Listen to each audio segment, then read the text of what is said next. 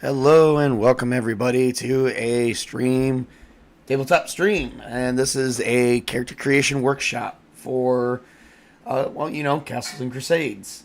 I'm going to do a screen share here before we get started, and hopefully everyone can hear me well because I am actually in a better area now for streaming, and my microphone can be a little bit, I have to start moving a little bit because I got it off to my left.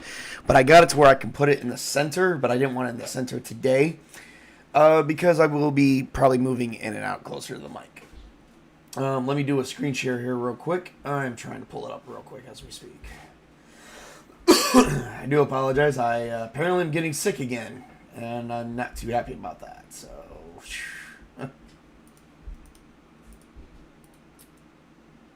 all right, here we are. So, today we are going to be studying how to do multiclassing. I've been studying multiclassing in these books for Castles and Crusades. This is my player's handbook of my PDF. We need this one right here. We need it by itself. All right. Well, that's not it. That's not it. Why is this being an issue?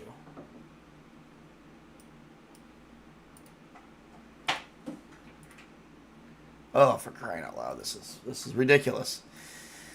All right, let's reopen it up. There we are. Okay, now it's working. Okay, so I've been studying this for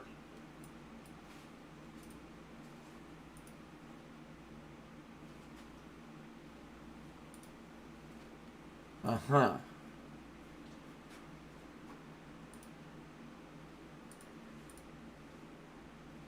Let me open up properties. There we go. All right, now we got it. All right, so I've been studying. Excuse me. Let me get something to drink. All right. I've been studying how to do multi-class characters for quite a number of months. Just in case if anybody wanted to play it, I could run a section to where you guys can see how it is done.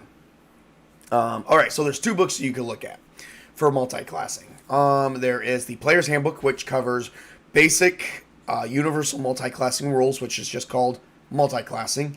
And it also covers, the Player's Handbook also covers class and a half multiclassing, which is two separate methods that can both be approved by your castle keeper. From my understanding, most castle keepers will not approve of such things, just due to the simple fact that it seems kind of like how you normally multiclass in Dungeons and Dragons and stuff like that. And it does, but however, multiclassing does slow down your progression rate on leveling, and we'll figure out how that works. Well, if you go using the Castles and Crusades Expanding Classes book by Mark Sandy, I believe this was made a certain number a while back. So this is how you can do multiclassing.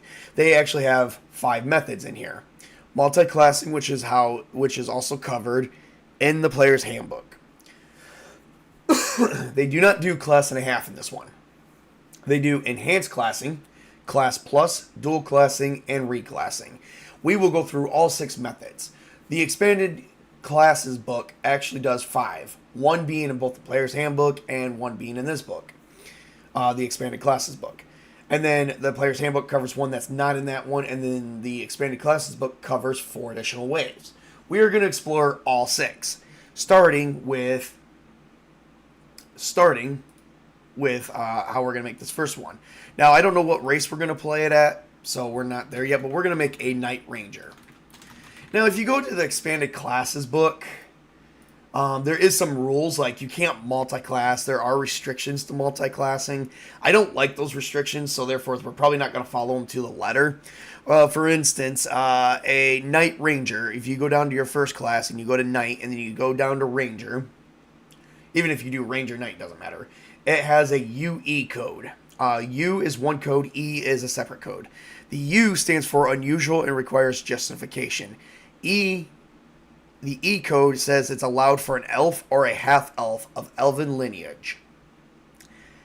Personally, I don't care what we make these. But because I do want to show you how multiclassing works, because humans do get an extra attribute, we are going to go with, we are actually going to do an elf. We're going to do a Night Ranger elf. Alright. We're not going to worry about the name. We're not going to worry about the alignment or the languages or anything. We're just going to be covering. This is first level. Alright, so we need to roll up some stats. I do need to get some stats rolled up. I could just pull some out of my behind, but I hate doing that sometimes because I want it to be somewhat realistic. So we're going to make it as realistic as possible. We need 18 of them. 1, 2, 3, 4, 5, 6, 7, 8, 9, 10, 11, 12, 13, 14, 15, 16, 17, 18. Alright. Alright, well, we got a couple sixes across the board. So, alright, so... Alright, so the way that multiclassing works, we're going to go to the main handbook. This is on page 83. Alright, rule 1. Ultimately, the castle keeper is the arbiter of this. Point blank. Decision. The decision to multiclass must be made during character creation process. Humans can be combined up to 3 classes, and demi-humans can be combined with only 2, which is pretty much everything else that's other than human. Alright. So, any classes can be combined that do not have conflicting alignments. Well, let's see if a Night Ranger has conflicting alignments. Alright, so a Knight can be any alignment. A Ranger can be any alignment. So that doesn't have it. Okay. So going back to page 83. Alright, so now that we have that out in the open. Prime attributes. The character must have the prime attributes for the classes chosen. That means both of them. That means you don't get to pick an additional prime attribute. You just get the ones that you get. So a Knight has a prime attribute of Charisma. So you're going to have to go down here to Charisma. And then the Ranger has a prime attribute. I believe it's of Strength or Dexterity. Strength. Alright, there we go. Alright, so for my first one, I'm going to do 18 for Strength. For my Charisma, I'm going to do... Let's see, 6, 12, and 17. 17 for Charisma. Alright, and... Oh no, we'll do 18 for Charisma too. Because I have 3 6s here as well. Alright, and then we can just place all the others. Well, I think Constitution is very important to have, so let's see. Do we have anything good for Constitution? We have 5, 10, and 14 it looks like. So, oh, that's Dex. 14 for Constitution. Alright, so 5, 10, 14. Alright, next one is 4, 8, and 11. We'll put 11 for Dex. That's going to be a +0.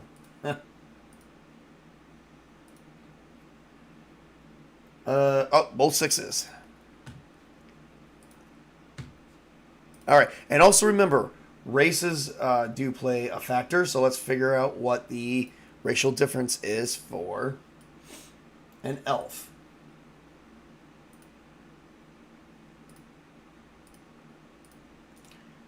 Alright. And I'm just going to start filling these in really quick, so I may not say a lot. +1 to Dexterity, -1 to Constitution. So, Dexterity is a 12, Constitution is now a 13. Alright. Then, we have the following attributes here. Alright, let's see here. +3, 0, +1, -1, -1, +3. All right. Now, next is to understand what hit dice these are, because the hit dice, you first pick, our first class is going to be a knight, so we go with the knight hit dice, and then we're going to combine it with the hit dice of a ranger, which comes out to an average. They have a table for it, so you have to pick the first, so my first class in line is a knight. So a knight's hit dice is a d10. A ranger's hit dice is also a d10, which might actually be a d10 in turn. So let's see here. Alright, so it says here, follow this. So we got a d10 on the first one, and then a d10 on the second one, which is also a d10. These are actually pretty good classes to have together. And then, of course, we're going to fill in the net. Alright, so max 10 plus that'll be 11. Awesome sauce. No dex mod for that. Okay, now.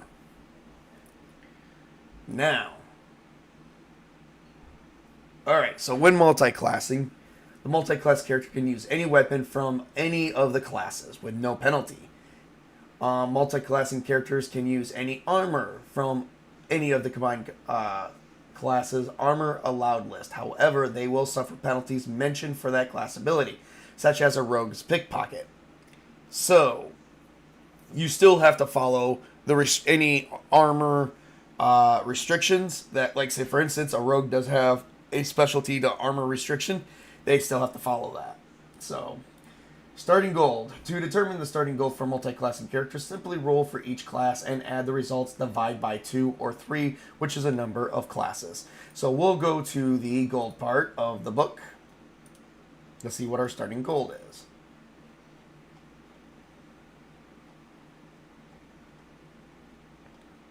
So, here we go. Alright, starting gold for a ranger is 3d8.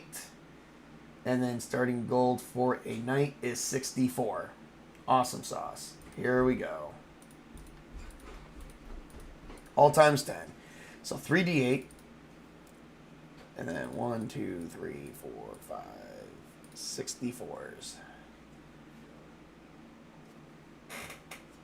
And my girlfriend brought me some hot tea. Awesome sauce. Hopefully that'll help with the throat. Set this over here for just a brief moment. All right. Which comes to 300, let's see here, both times 10. So I got 350, you got to divide that by half, so I believe it is 175 gold is what I start off with. Good number of gold, fair trade to some degree. All right, now, let's get into, now I'm going to start filling these in real quick, such as the elf abilities, because we're not here for all that. We are here for multiclassing. So, but let me get these filled in so that way you guys can see how it's done firsthand. Before I continue, I'm going to address the audience.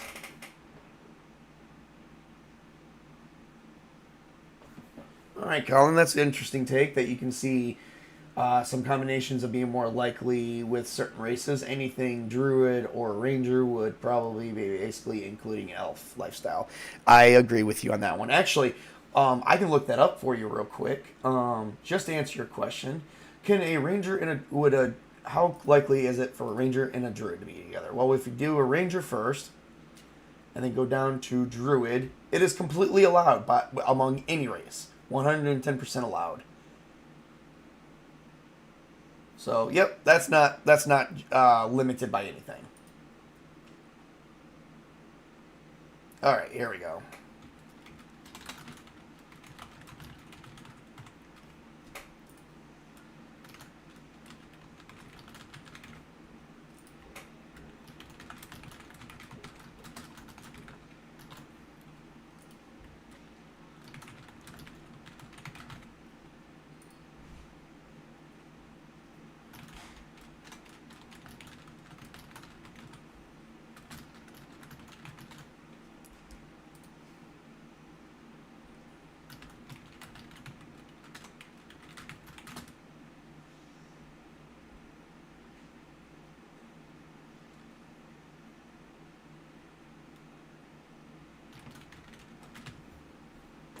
We're going to do a short bow for this one.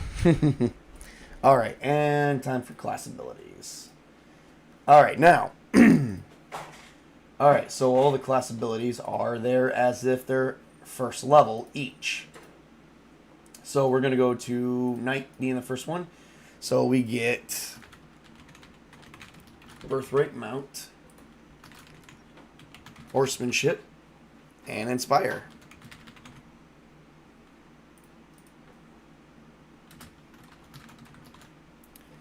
Then we're going to go to Ranger.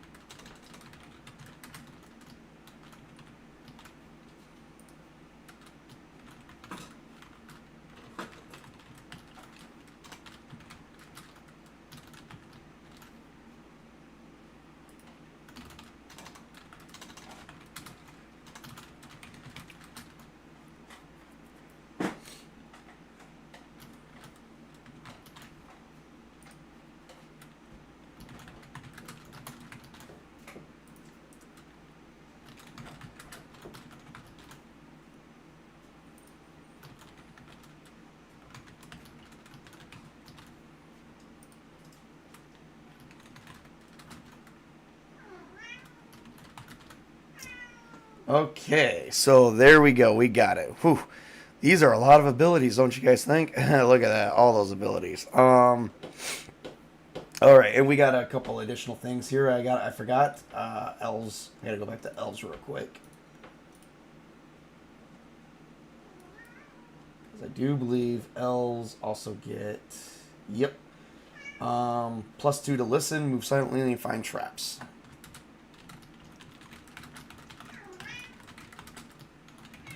If you guys hear a cat in the background, I got a cat that doesn't know how to like leave me the hell alone.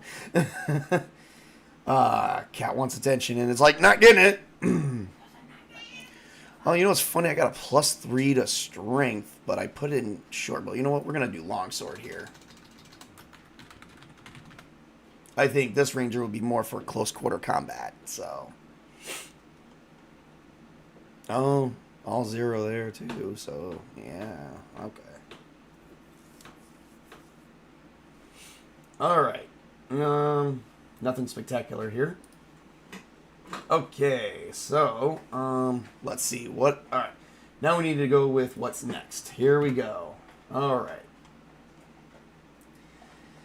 Next is your bonus to hit. What is a bonus to hit for the multi-class characters? They use the one most favorable. So you got to go to Knight, which is your first one. Bonus to hit is a 0. Then you got to go to Ranger, which is your second one. Bonus to hit is a 0. And you take the most favorable one among all levels. For instance, a level 3 fighter or a level 3 Ranger has a +2, while a level 3 Knight also has a +2. It looks like the progression is pretty much the same. So, good for that.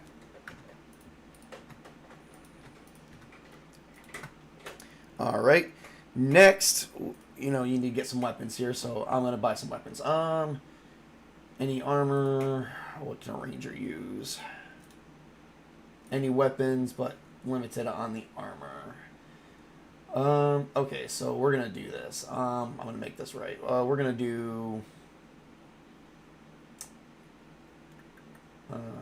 let's see here. Well, first we're going to get a longsword. Longsword, the mod is a 3. I do have a miscellaneous because I am proficient, which gives me, I believe, a +1 there. Gives me a 4. We'll figure out what that is in a minute. I do want a short bow regardless because I am part ranger. I don't get nothing there. +0 for that one. And I guess we could do unarmed strike, which is just me using my fists. Nothing spectacular there, so there we go. Look at that. Pretty good. All right. Let's see here. Let's just use some studded leather.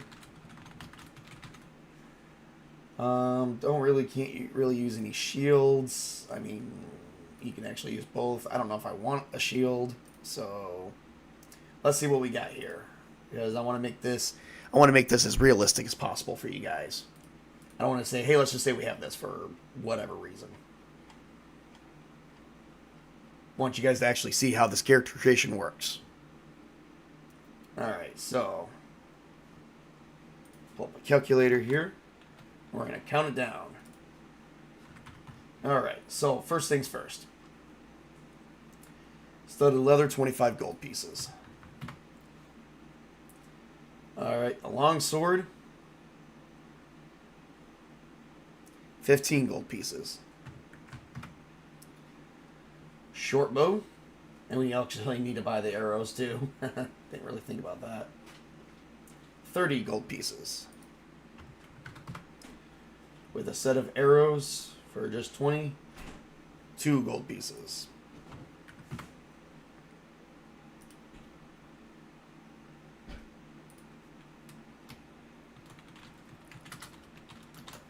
And we're going to do the EV and stuff here in a minute.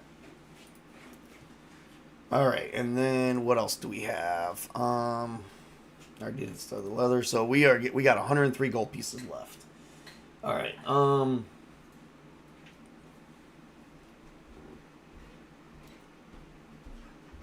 I mean, obviously you guys can buy your regular stuff, and the same EV will apply.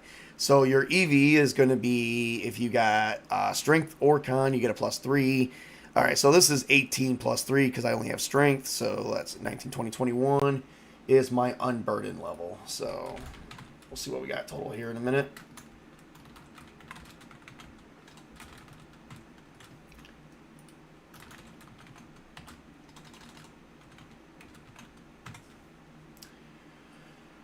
Oh, 60. All right, 22 to 63, and then 64 plus. All right. All right, let's check out the EVs real quick. See where we're at with all of this. Starting with the studded leather, I believe all right. EV of 3. All right. Longsword has an EV of 3.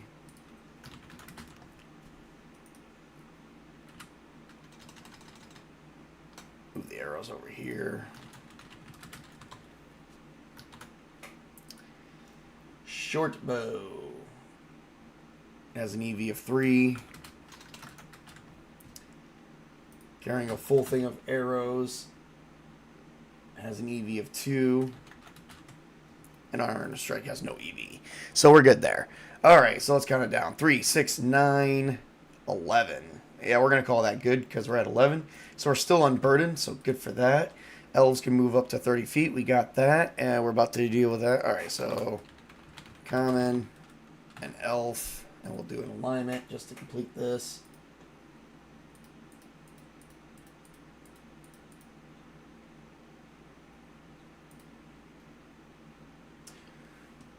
Roll again.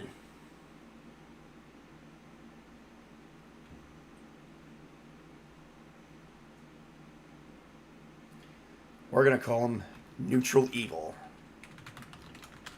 Which is fine. You can totally do that. Alright, now. This is a level 1 character. Now it's time to do the experience points. Oh, here, let's get some of this in. Let's see, 1d2 plus 3. That'd be a 4, 2, 5. That's kind of strong for a character. I say anyone with an 18, you pretty much, people always ask me, how, because I actually got, my son carries, has a elf fighter that's got an 18 on strength, and he does kick-ass damage for the weapons he's got. He also carries a longsword similar to this, only for some reason this is a bit better. I don't know how. So, call it good.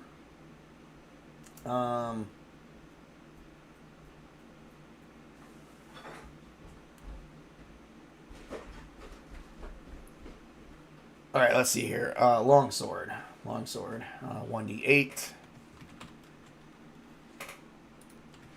3, 1, 3, 4, 5, 5 to 12. Alright, and then short bow. 1d6. Oh, and the range on this, too, is...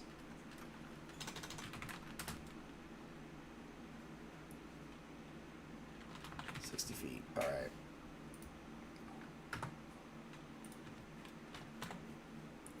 You know, it seems like unless you get a 6, pretty much the best bet is either unarmed strike or a longsword for this guy. So, but anyway, we're done with that. All right, so that's pretty much multi-classing. Next thing to do is we got 103 gold. Oh, and we do get a horse. Totally forgot about that. You guys can work on the height and stuff like that. We're not going to worry about that today. All right, so next is going to be coming up with how much experience do you need? That is the question, isn't it? The $1 million question. How do you do experience? Okay, here we go. Level progression and experience points. As with normal classes, multi-classing characters must acquire experience points to progression levels. Multi-class characters are considered a single class and advance as a single class irrespective of differing experience points progression for their core classes. The experience point progression for the multi-class characters is equal to the combination of the core classes. Experience points progression at each level plus the additional experience points listed below. So if you got 2 classes, to get to second level is going to be the Knight experience plus the Ranger's experience plus 200. So you have to go to Knight. To get to level 2, we need 2,251. So we're going to type that in, 2,251. Then you have to go to Rangers, and the Ranger, to get to the next level, is 2,251. So plus 2,251 for the Ranger as well, which is pretty much double.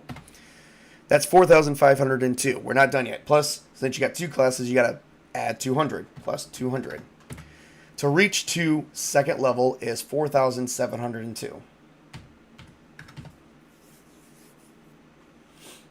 There we go. And that is regular multi-classing. Quick, easy, and simple. I'm going to take a few questions here, and we're going to move on to class and a half. We're actually doing a different class for that one. So we're going to exit out of there. All right, so my class and a half, we're going to do a Bard Fighter.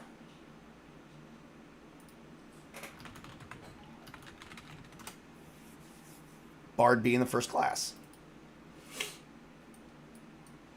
All right, make sure we're all good here.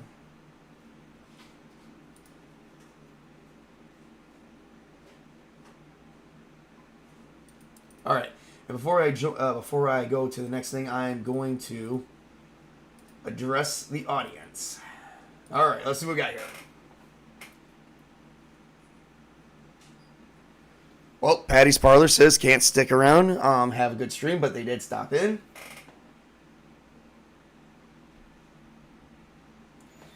And so Archer does bring up a few things. Knight in full plate could do with all the help they could get when it comes to moving silently. I absolutely love your cat. Oh, okay. I don't have more. I have more than one cat. It's just I have one cat that wants my attention right now. Shouldn't you get a proficiency bonus for the short bow? Only if you took the weapons training for the short bow. But no, other than that, you don't. That seems steep XP-wise at first, but then if you do it D&D method of splitting XPs between classes, you probably take almost as long. Yes. Yes.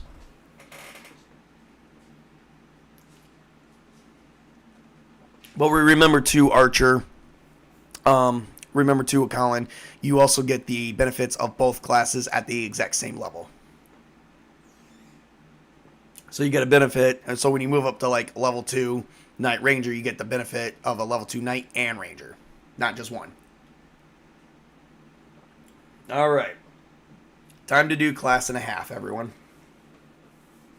All right, and we're going to do, for this one, we are going to do a, what did I say? Bard Fighter. Okay, so we're going to go back to our little book, Expanding Classes. Let's see if a Bard Fighter is even possible. Let's see. Bard Fighter. It's an code, code S. So it says it's allowed, but sharing similar enough abilities to be impractical. Well, we'll see about that. I don't see how, but okay. I'm not sure if I agree with that, to be honest. All right, so for this one, we're gonna do, we're gonna do a halfling.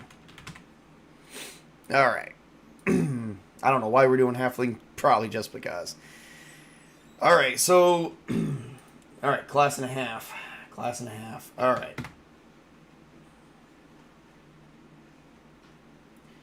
Moseying on down to class and a half. All right, so first you got to pick your principal class.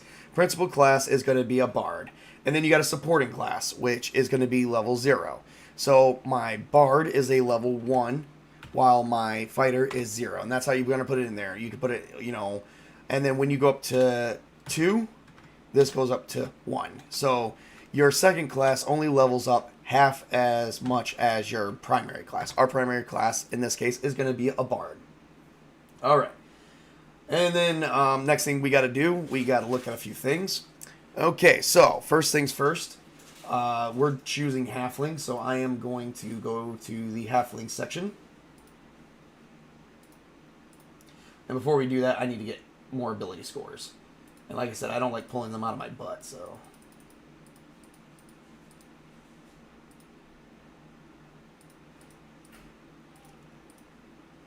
All right, here we go. All right, 6, 12, 17. All right, well, let's figure out, before we do that, let's figure out what we got to look at here for these classes. So the first things first, a bard. So a bard does charisma. Boy, I've been picking the charisma today. And then a fighter does strength.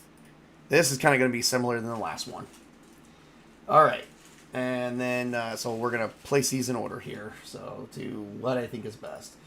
Except we're going to do, probably charisma is going to take the cake this time. You know what, we'll just do this. 17.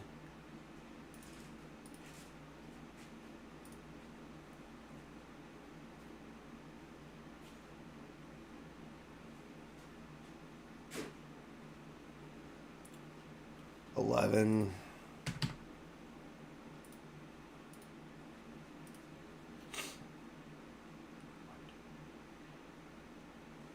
Okay, and then... Oh, no, that's going to be 12.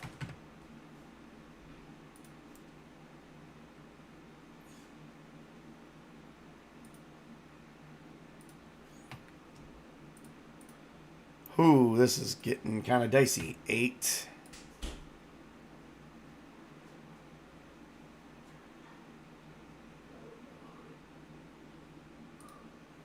Nine. And then 6 and 6 again. Oh boy.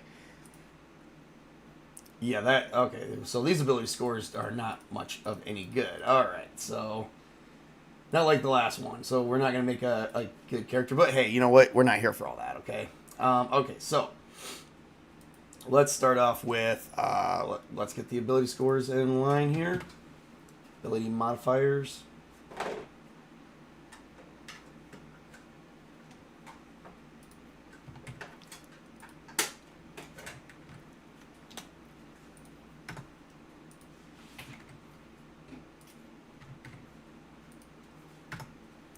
All right.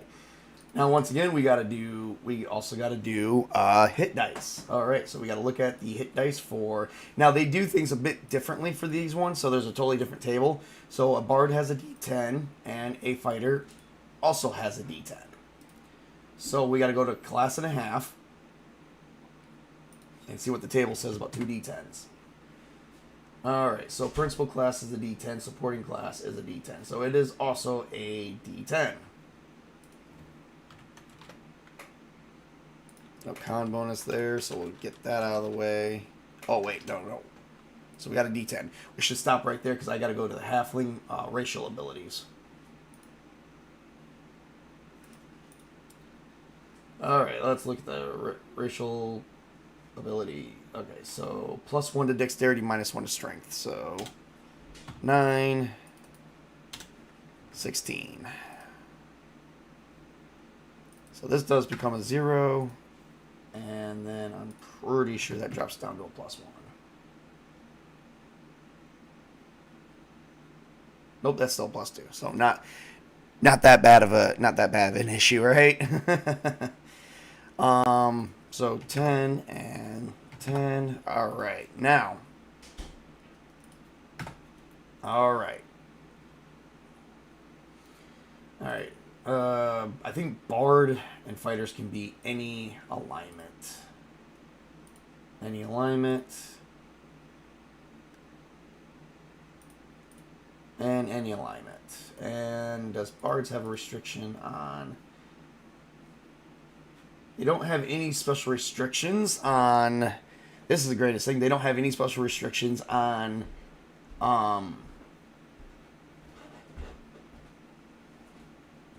They don't have any special restrictions on armor. So you can use both armor lists of armor and... well, hang on. Let's see if that's what it says. Alright, so we just figured out the basic things. Alright, so let's see how this works for a class and a half. Alright, so rule 1, Castle Keeper's Arbiter, fine. The character only needs the prime attribute of the principal class. Oh, so we don't need... So the principal class is a bard, so we only need that. So we can pick a second one if we wanted to. We're just going to do strength because it's just there and it's easy for me to do that. And because you get to do that. So... no, you know what? We're actually going to switch this. Okay, so Fighter's Strength, Bard's Charisma, Principal Class is the only time you need to select a primary attribute. So, primary attribute for this one will be Charisma. We're going to pick a different one. Just for craps and giggles, I actually am going to switch it to Con. Just because I don't want a repeat of last time. So, 9. So, +2. And a 0. Alright. 12 and 12. This is a pretty effective bard.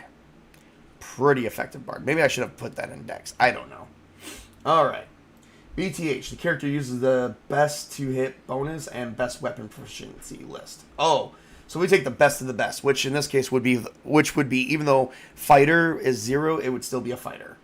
But let's see, what's the bonus to hit for Bard? Bonus to hit for Bard is a 0, and for Fighter, it is a 1. So we take the best.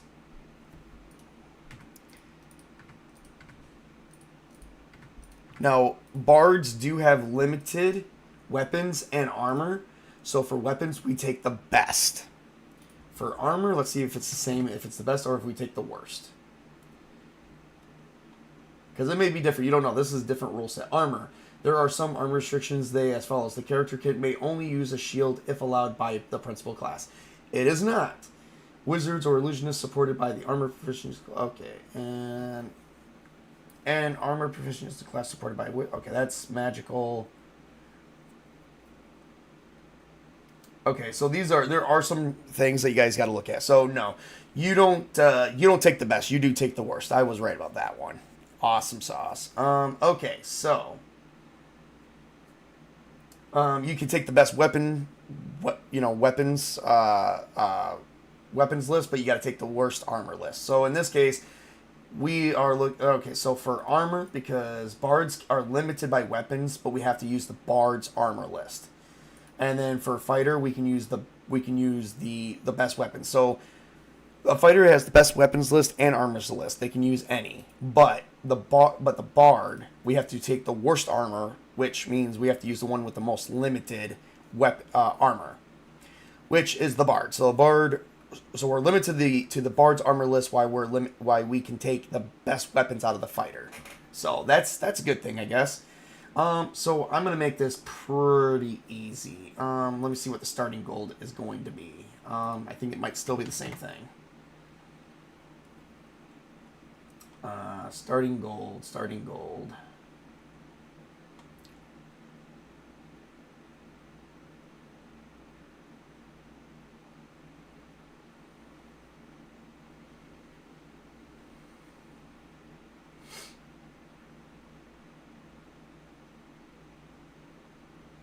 Doesn't say anything here, so I guess we're going to follow the last one. We're going to follow the last method on that one.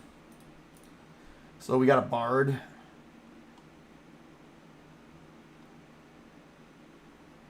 So a bard, 3d4, and then a fighter, 3d8. 1, 2, 3, and 1, 2, 3.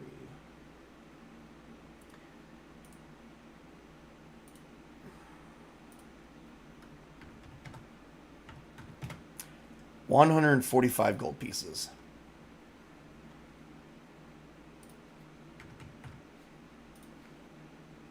All right. That ends that.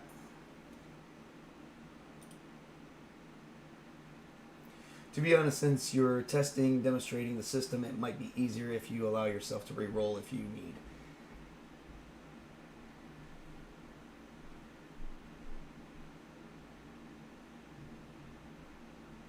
Okay, so as far as the horse is concerned, yes, you do get a horse as a knight. But we didn't cover that because I'm afraid this will take too long as a stream because there are 6 methods of multiclassing that I got to show you, and the stream has been running for almost an hour, and we only got through 2. Right now, we only got through 1 of the 6, and we're in the middle of the second one. So we're not even a third through the stream yet. I thought you had taken the proficiency. I did. I already I took the proficiency for the short bow, but I changed it to the longsword. And yep, I will do whatever it takes. I mean, like I said, I'm not really testing the system. I'm just learning. I'm just seeing how to showing you guys how to do it. Okay, so we're gonna get some. I believe bards can have studded leather. If not, I will change it. I like long swords. Those are always my favorite thing.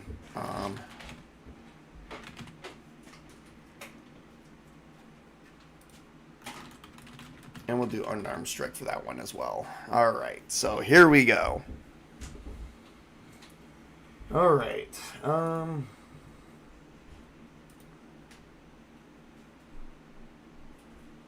me get the modifiers out here.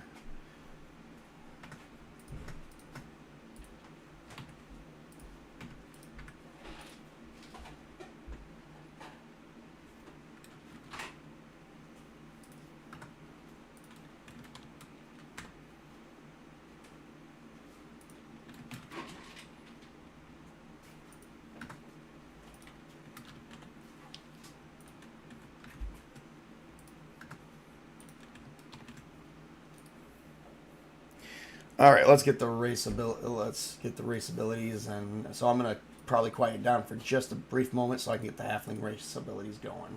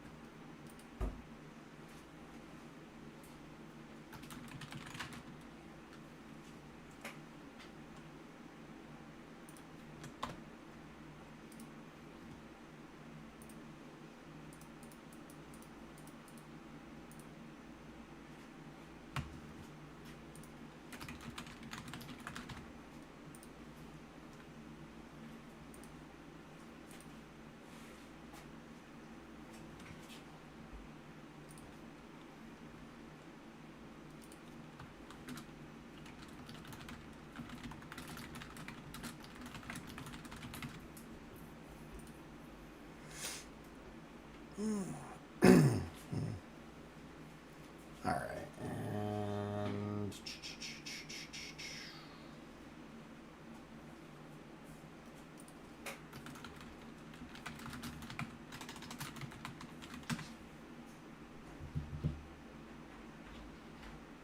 all right, there we go. All right.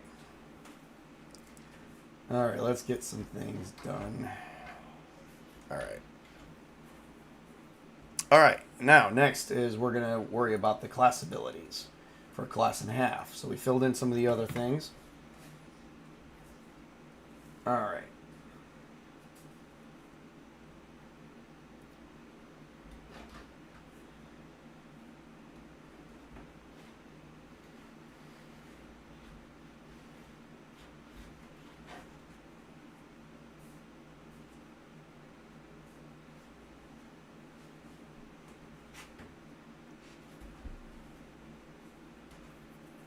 Okay, so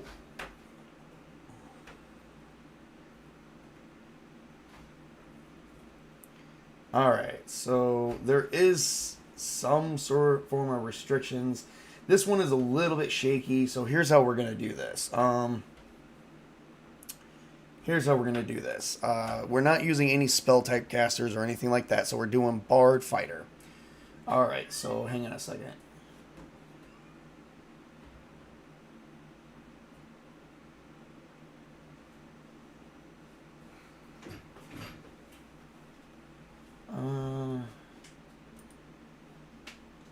That's for zero, but that's for 0.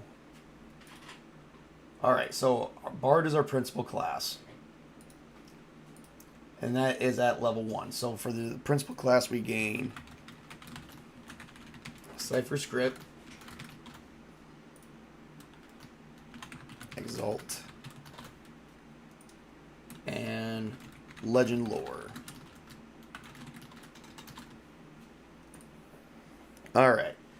And since a fighter is our level 0, it does say in here if he's a support, if the fighter is a supporting class, it does gain weapon specializations, but only of the principal class. But that's where it's kind of confusing on the rules a bit for me, because our principal class is a bard, so we're only allowed to have weapon specializations in that.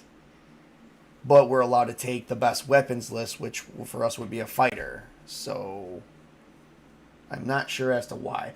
We're going to say, for the sake of argument, we're going to bend the rules a little bit, and this is how I do class and a half. Okay, a level 0 fighter doesn't gain any of their class abilities.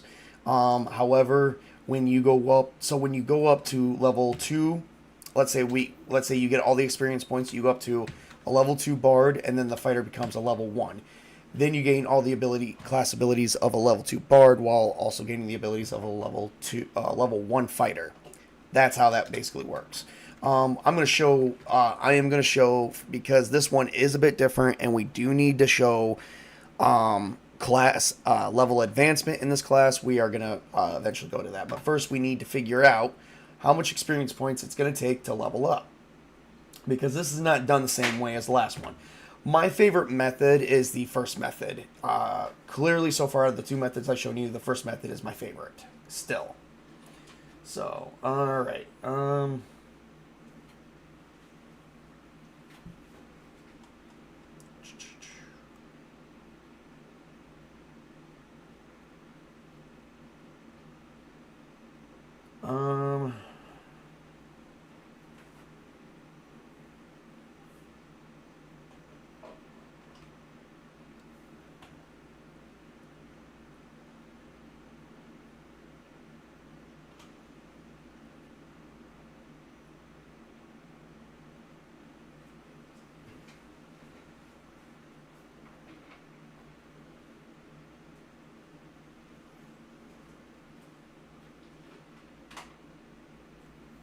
Oh, here we go.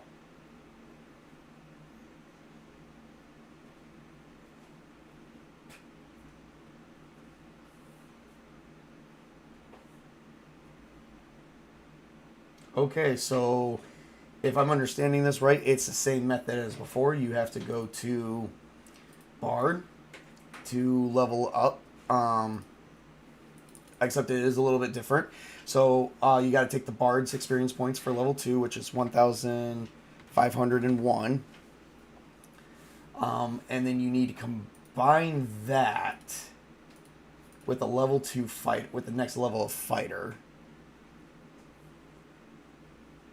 which will be level 1, which is 0. So I guess we're going to show how this works, but that's about it. So plus 0.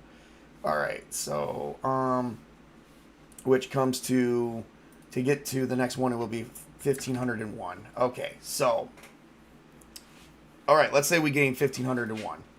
Okay, this is how it's done, and I've been studying this for a while. It still confuses me. So you're a level 2 bard, and then you're a level 1 fighter.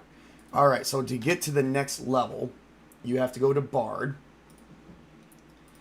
and you have to look at level 3 bard, which is 3,251 for level 3, and then you have to add it to the level 2 fighter. which is 2001. So to get to the next level is 5,252. But you don't have to add. But see, at this point, you gain everything of a level 2 bard. So we'll go to the level 2 bard, which has nothing, and then you gain everything as a level 1 fighter. Weapon specialization. So we're gonna do that, and that would be a longsword. We'll just do longsword. Big whoop, and boom. And 2 to 9. Okay, so that's that. Okay, and then remember, you do take the best BTH every time. So let's see, a level 2 bard has a +1, and a level 1 fighter has a +1. So it's still a +1. So, yeah, you do suffer a little bit, because if you just had a level 2 fighter, you would get the best of the second level. So, yeah, this definitely, there is a lot of sacrifice here. Oh, and by the way, we're also level 2, so 10 plus 2, that's 12.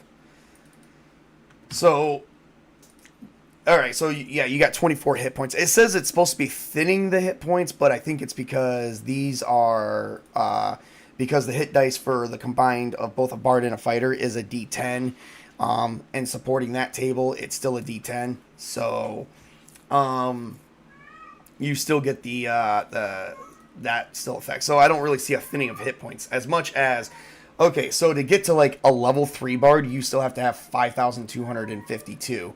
That is kind of high, because even some of the other classes are a lot lower than that.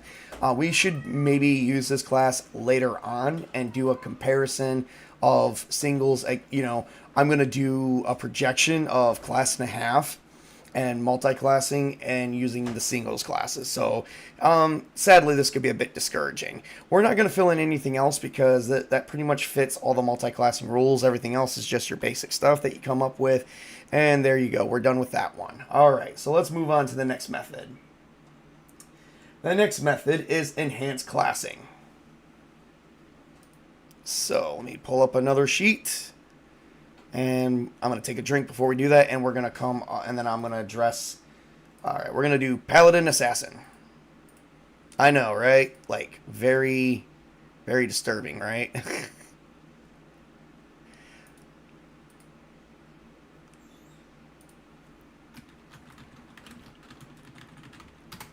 What's a Paladin Assassin?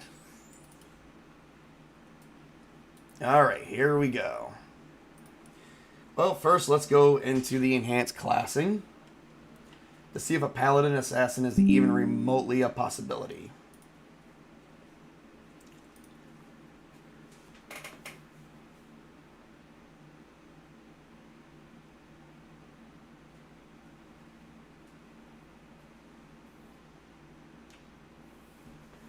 Yes, even if it's not like that, once again, the Castle Keeper is the Arbiter. I'm arbitering that because it is very confusing. So that is so far. All right, so I have to mark it, my first method is my most favorite way of multi-classing using Castles and Crusades, while my least favorite method so far is the class and a half. Now we're about to do enhanced classing. Alright. So enhanced classing is a little bit different. Alright, so we're going to do a Paladin Assassin. Let's see here. Paladin.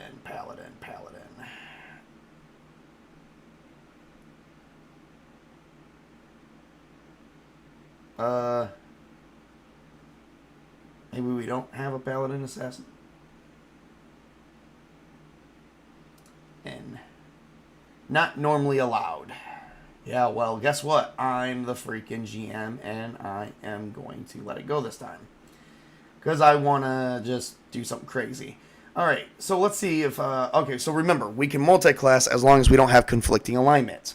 A Paladin has to be lawful good, while an Assassin can be any non-good. So we can't do a paladin assassin. All right, so let's do any non-good, right? Oof.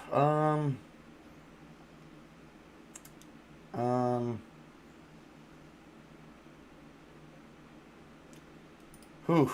I kind of like made these together kind of crazy, right? um, any non-good. Well, you got to be lawful good for a paladin. So I'm not gonna do a cleric. That's derivative. Um. Hmm.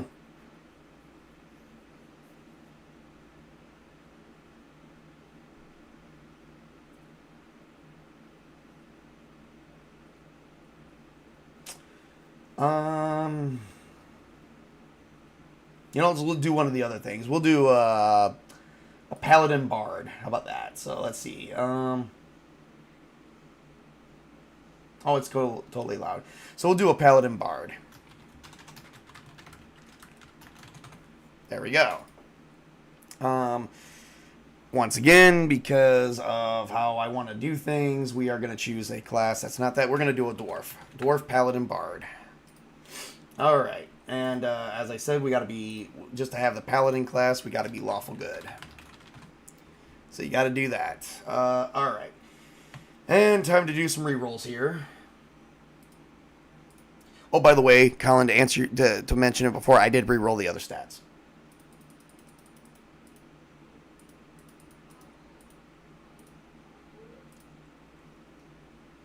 All right, let's see what we got here. We got, all right.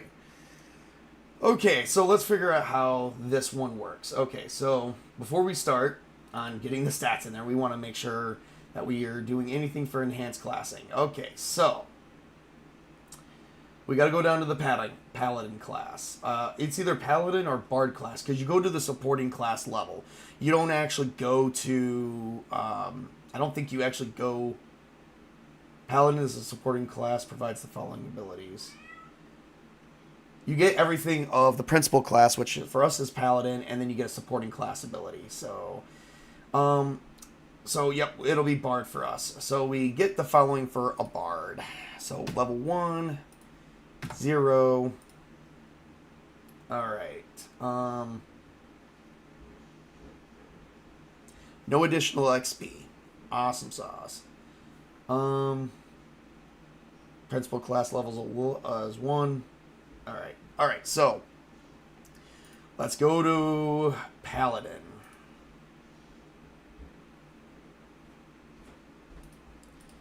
Paladin, charisma. Jesus, I've been with it. Oh wow, they're both charisma. So I get to pick anyone I want. Oh wow, they're both charisma. I didn't even think about that. That's okay. We'll just do charisma and good grief. Bard. We'll just do intelligence. Yeah, there we go. So 18 for charisma. Intelligence is going to be our second one. So we got to pick that because it was the same one. 6, 12, 18, 5, 10, 15. Oh no, that's wisdom. Intelligence.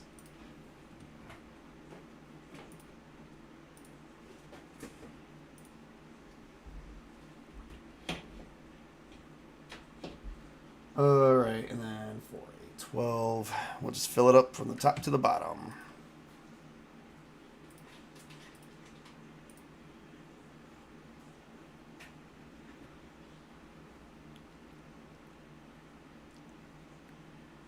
I don't know why I keep falling short somewhere. Alright, I kind of like this a little bit because this is kind of... Alright, so let's get the... let's get our attributes out there, same as before.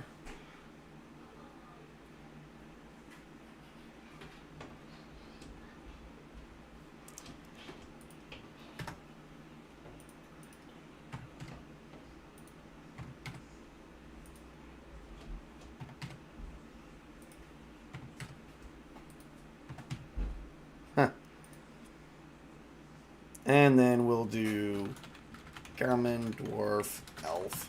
I think a Dwarf can have that, but I guess we'll figure that one out in a minute. All right, we're gonna go take care of the dwarf racial abilities real quick.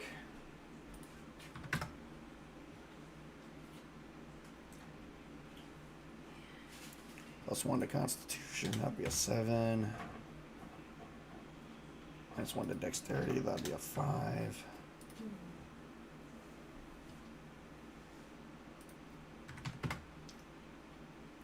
Don't mind me, I'm just getting these calculations out for you guys here.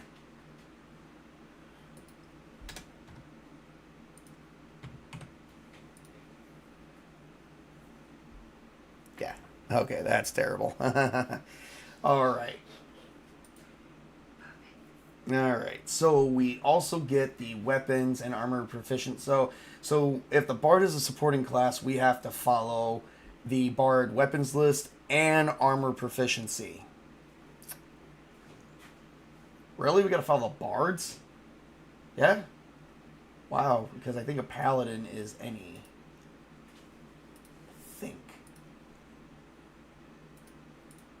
Yep. Nope, we got to follow the bards. Okay, wow. So we're limited to the bard's weapons and armor listings. Okay, so what can a bard use? Bard can definitely use a longsword. And then we'll just use studded leather for that. All right. Now let's do 8. All right, let's see if we can figure out the hit dice real quick, everyone.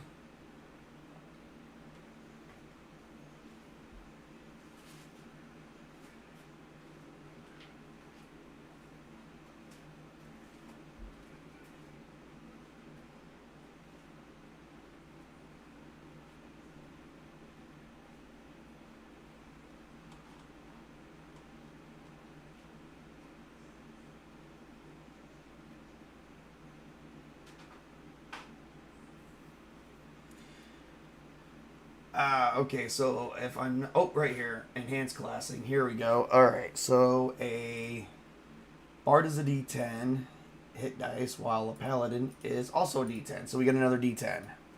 Well, we didn't really, throw that out there, did we? 9 and 9. So there we go. Alright, and let's see what else. Okay. And...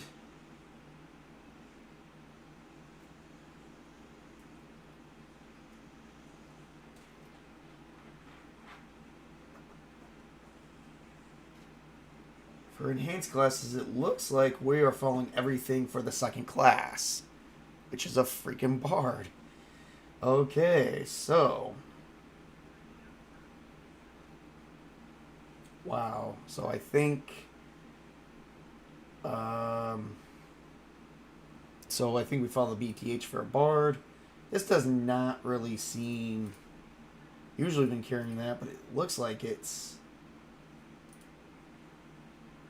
hang on a second. Let me see if I scroll down a little bit.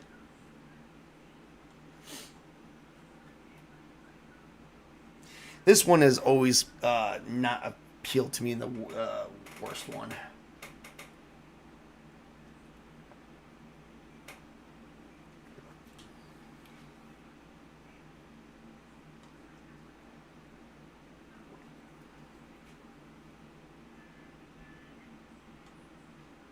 Wow. Okay. So, alright, so for the BTH, bonus to hit, you follow the supporting class, which is a bard. So 0. Awesome for that.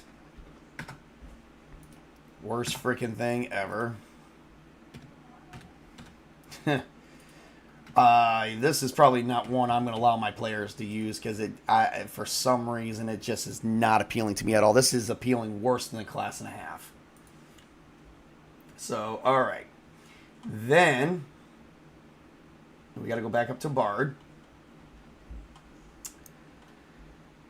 The Bard supporting class table, which is in the expanding classes book. There we go. Alright, so you get everything that a paladin has.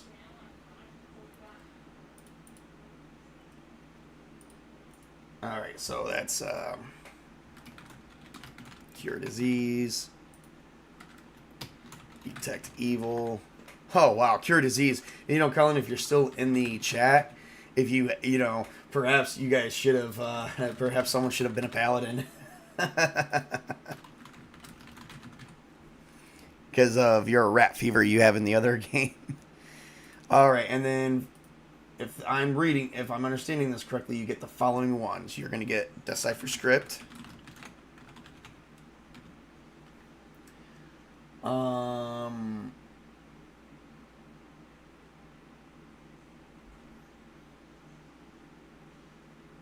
And then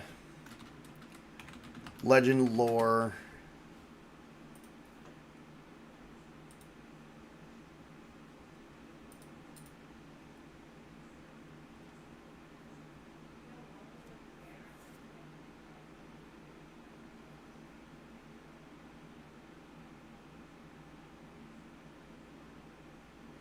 I'm not sure, depending on how Legend Lore works with the mechanics, it basically states you get Legend Lore as if you're a level 0.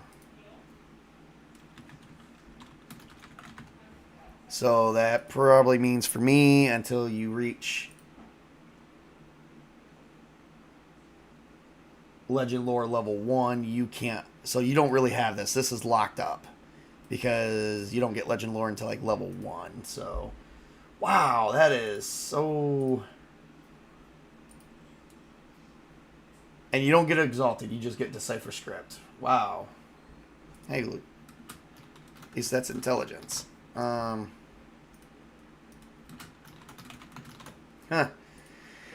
Or if you roll something for Legend Lore, because whenever you do make a roll, it's usually our attribute check. It's usually your 1d20 plus level plus mod. So in this case, it'd be 1d20 plus your charisma, which is 3, unless you don't do, and then you're supposed to do your level. So if you do something like that, I think instead of adding a level 1, it'll be counted as a level 0. So yeah, I think that. So that's probably what it means by like 0 level stuff is, oh, it's counted as 0 level, so you don't get to add your level 1 to the attribute check. Which that's pretty freaking lame. And then to my knowledge, based on reading this, you got to take the Paladin level 2 stats or EXP, which is 2,701. And then you just add plus 750. 751. So to get to level 2, you're going to need 3,452. So, yeah, so I guess if it says you get this level you get these abilities as level 0, you don't get to add your level to it. That doesn't make any sense because not everything in here you would add your level to. So, yeah, it's that's a bit confusing too. Not my most favorite. Let me finish this out real quick and then, because I'm trying to show you the best of my abilities. All right, let's see here, dwarves.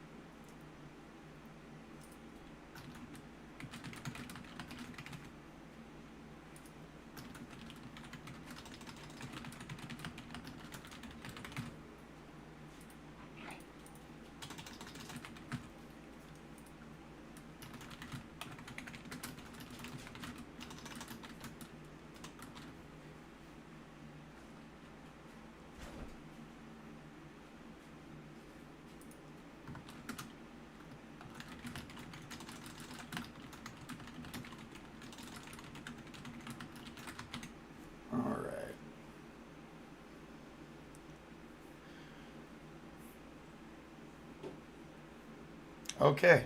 Yep, and that is basically enhanced classing. I'm gonna say this right now. So we covered three basic multi-classing. We covered class and a half and enhanced classing. I'm gonna say this in order from greatest to least. My biggest top choice is multi-classing. My second best is class and a half, and my third best is enhanced classing. I hate enhanced classing right now. All right, let's address that.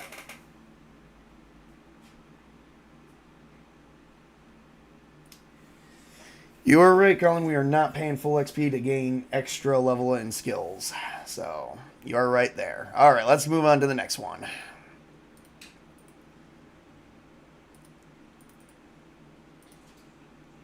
Alright, next thing. Class Plus. And we are doing a Rogue and a Wizard.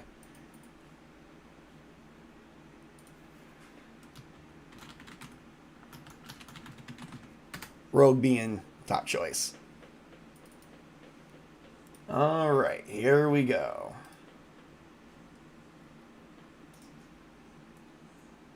And we've been at this for almost an hour and a half. Ooh.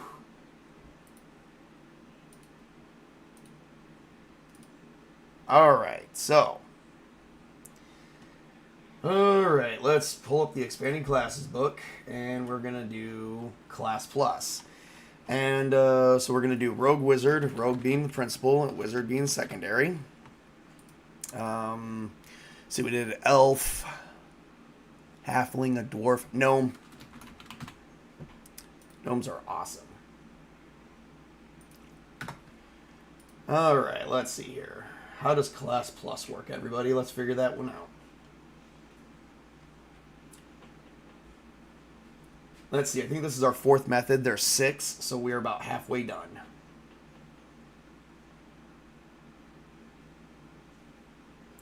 So, much like enhanced classing rules, Class Plus allows the character to begin play with a few of the abilities of one or more classes added to all the abilities of one class. The abilities gained will be listed below by class and similar to those listed by supporting classes, unlike enhanced class. However, these abilities will never improve past 0 level. So I guess obviously if it says you get it at 0 level, that means if you have to add your level to the roll, then it's going to be counted as 0, not like 1, 2, or 3, or anything like that. So these do not go past 0 level.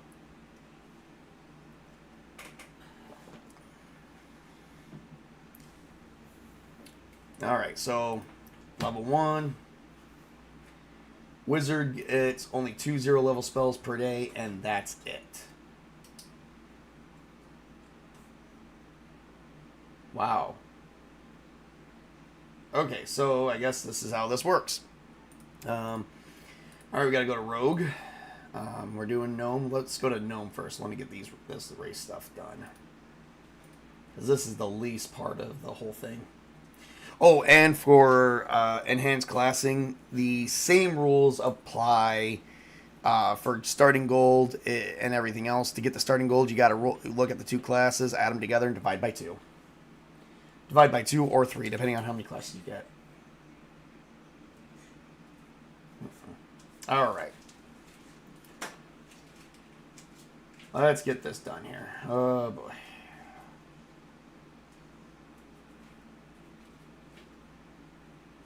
Alright. I'm going to stay quiet for just a brief moment.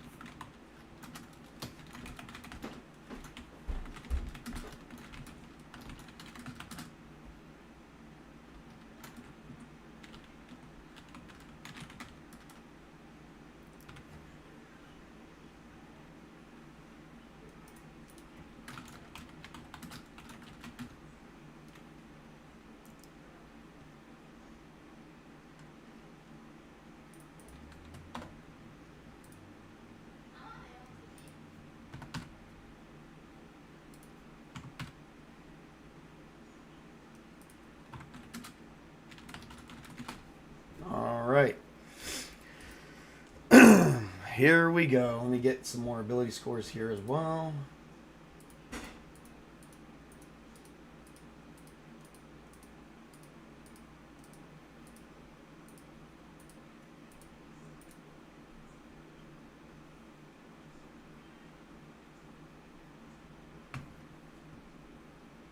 Alright, so much like that, we are doing Rogue Wizard. So it's the same thing as Enhanced Classing, so you still take the edge. So, cool thing is, unlike the, not Enhanced Classing, Class and a Half, similar to that. So, instead of like Enhanced Classing where you get to choose, oh no, Enhanced Classing is saying we just had 2 classes that did Charisma, which is only why we got to choose that. So, let's look at that. Alright, Rogue's main attribute is Dexterity. And a Wizard, I'm pretty sure, is Intelligence. Awesome sauce. Alright, so we definitely want Intelligence to be the best. We're going to put that at 19.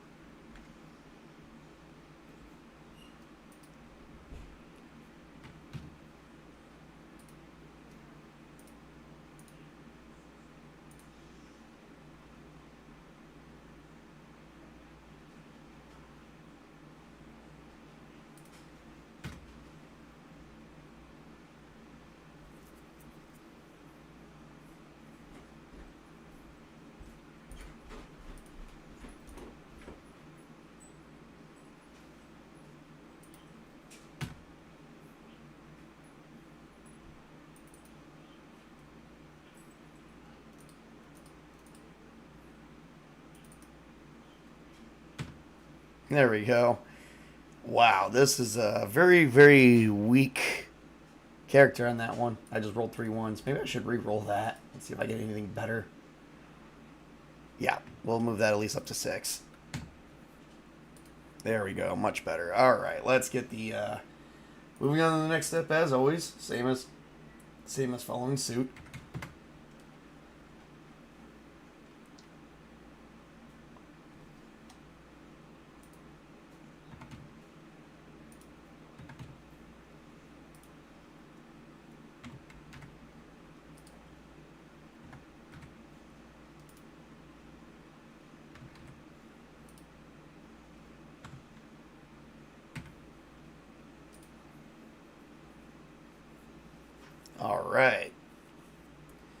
All right, now we get all the basic things of a rogue. All right, so we get the armor restriction, which is fine. I'm cool with that.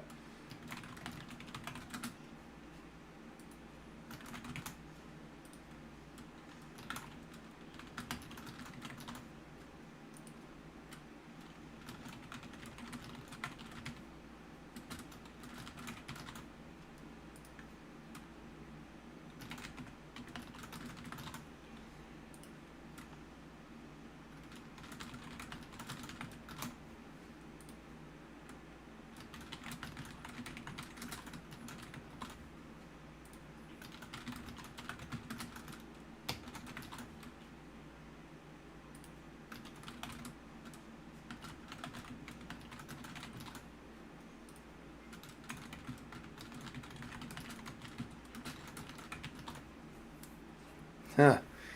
You know, I think this is like a let me see, does a rogue wizard actually work out? Because it seems like they are working out perfectly fine, especially with the good rolls that I got. Let me go back up to the table here.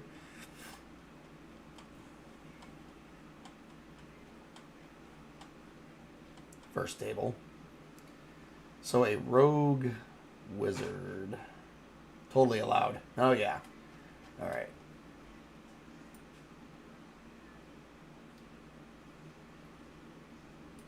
Here we go. Okay. So I may cast 2 0 level spells per day, so I'm only allowed 2 of those. And that's that. Alright. I don't get no bonus spells or nothing, so that's it. That's all I get. And it doesn't progress beyond that point, so yay that. Let's figure out what 2 spells I can get. We're just going to look in the main book.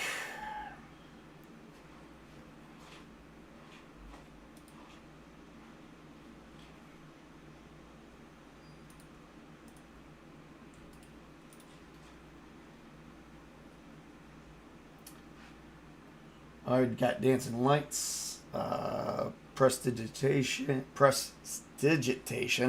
because a gnome has those as innate abilities, and Ghost Sound. All innate abilities. I guess for this one, I'm going to go with Arcane Mark. And Endure Elements. Amen. That's that. Okay, so same as before, you take the best BTH. All that is still the same. So let's see, what's the best BTH between a wizard and a rogue? Rogue's got a 0 at level 1, and wizard's got a 0, so it's 0 all the way around. Actually, for this one, it doesn't really specify that. We're just going to say the principal class, it's going to be a rogue. Alright, but you still got to do the whole table thing. I'm assuming... Well, no, not if you're only at level 0. I wouldn't imagine you take the hit. No, I think you would merge the hit dice. So Rogue's got a D6, and Wizard's got a D4. So let's see here. Rogue D6, and Wizard D4. So it's still a D6 only.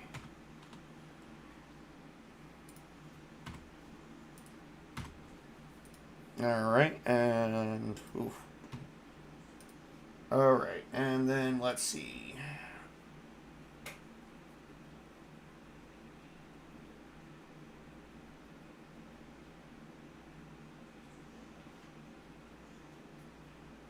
Okay, alright.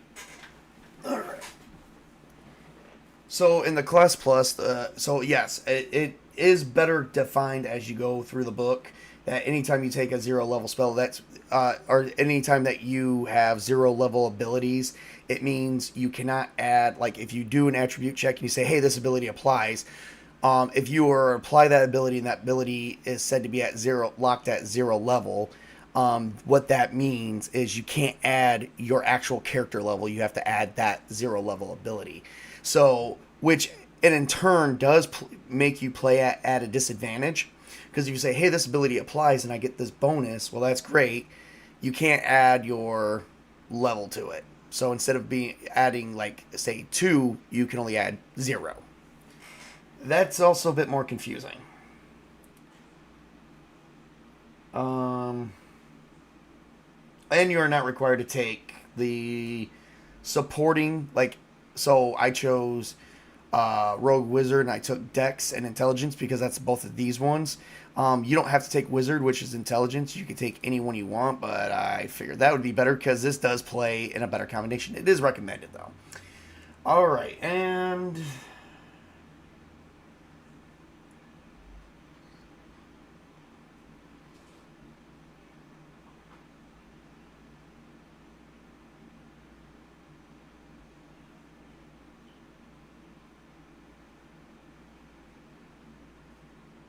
Alright, nope, and,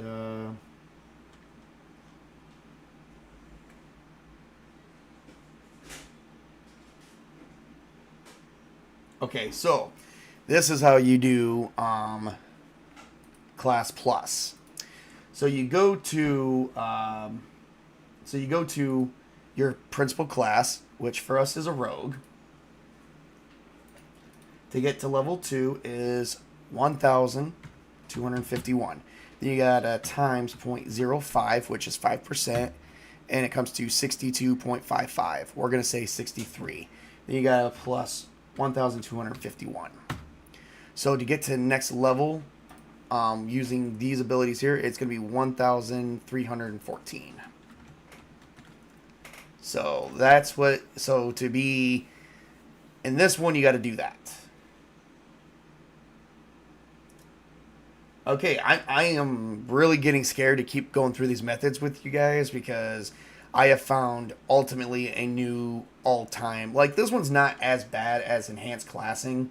So I guess if I have to reorder them, I'm going to say multi-class is the first multi-class method is the best for anyone, even though it's a slower progression rate. The second one is going to be class and a half. The third one is going to be class plus, and the most least one I like, the most hated one, is going to be class enhanced. All right.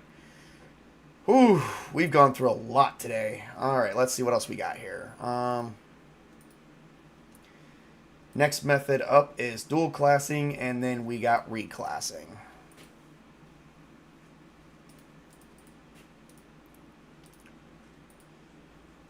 Dual classing, we're going to do Monk Barbarian.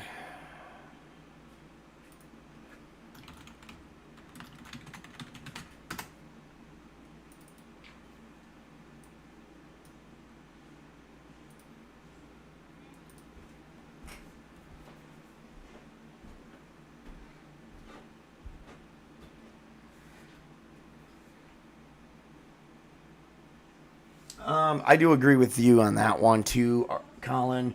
I guess it just depends on what you're looking for. Class Plus is like, yeah, basically you get certain abilities like before you even start, but it's not part of your main before you even start adventuring, but it's not part of your main thing either. So I don't know that one. Class Plus. So far, Class Plus is my second hated one. My main hated one is Enhanced Class, and that one was just way too crummy, I think. So, but that's just my attitude on it. All right. Next one is dual classing. Let's get into the dual classing. Hopefully I don't hate this one even more. Okay, so if a character chooses a dual class, he will now advance in both classes.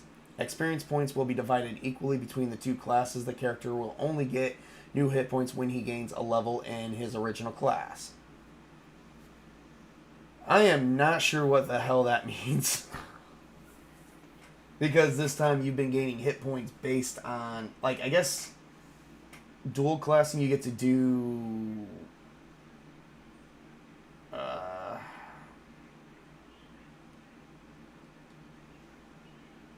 okay.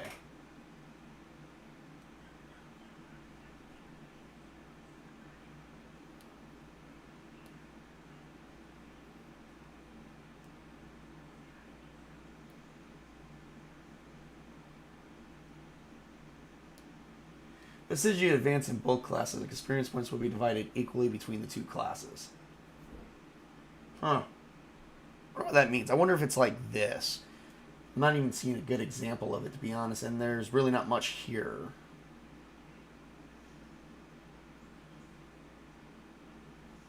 All right, so let's press on. Let's make the most of this. This one has always been a bit confusing to me because it makes it sound like you get to level up equally like how you do regular multi-classing, but it's a bit different. So I'm not sure.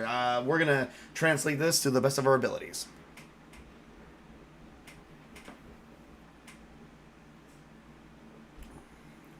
For the sake of freaking argument, we're making a human. All right, so monk, barbarian. Okay, so my thing is it's 1-1, 0-0, and we'll jump into that in a minute. All right, human. I didn't make an alignment for the last one. Common. All right, we get 3 attributes. All right, so once again, got to do the same process as before. Monk, Constitution, Barbarian. It's also Constitution, so I'm just going to pick. Here we go. There we go. I get 3 regardless because I'm a human. That's why. Our Barbarian is a D12. Monk is a D12. Which is also a D12. So, yeah. Mark Barbarian. I think they're very... I think these are very similar. So, Okay, so we're 1-1. So we are getting into them equally. We always take the better BTH. Monk is a 0 on the BTH. Barbarian is a 0 on the BTH. Fine. All right, and then we are looking at we got a prime extra prime. Yippee. Done there. Barbarian can use any weapons and armor. Monk can use any... Cannot use armor, but can use weapons. Now, dual classing takes everything from... Okay, so you only gain hit points if you do the original class. Huh.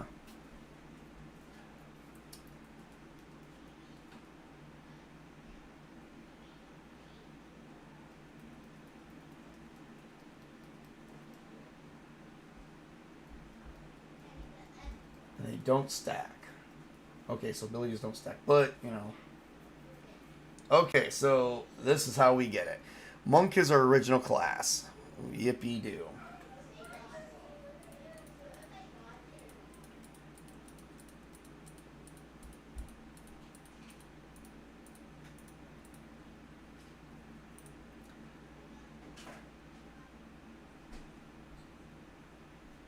Alright, here we go. We're just going to go from the top to the bottom.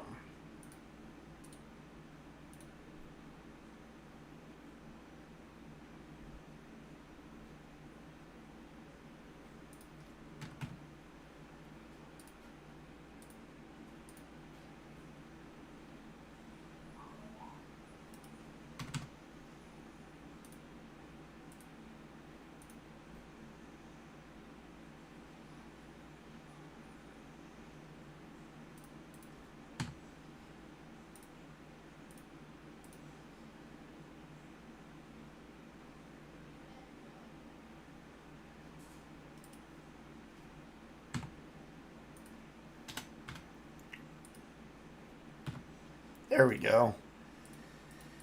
I'm not re-rolling that last one. It's not gonna make a difference. HP/level is a bit confused. Yeah, it really is. But well, the confusing part is that they keep saying like you suffer a little bit, but weirdest thing is I picked a lot of classes with similar hit dice, so the HP progression is about the same. I guess that's the only way you can make that happen.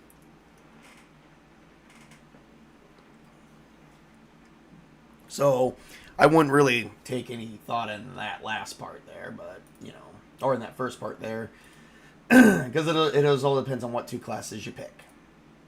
All right, so going to 14. All right, let's get the ability modifiers in here and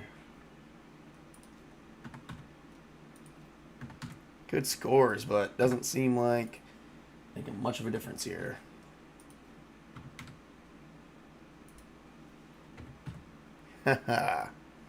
I'm an ugly... This guy is an ugly person. Okay, well, let's get in here. All right.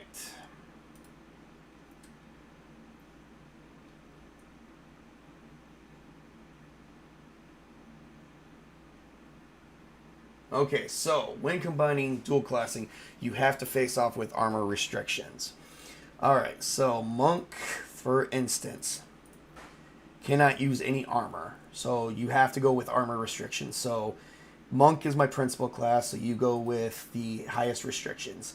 Barbarian is my secondary, so you still use any. Now, if we were to switch these, let's say Barbarian was your principal and Monk was your secondary, you still have to go off the one with the armor restrictions. So it doesn't matter. You could be, for instance, we could be Barbarian Monk.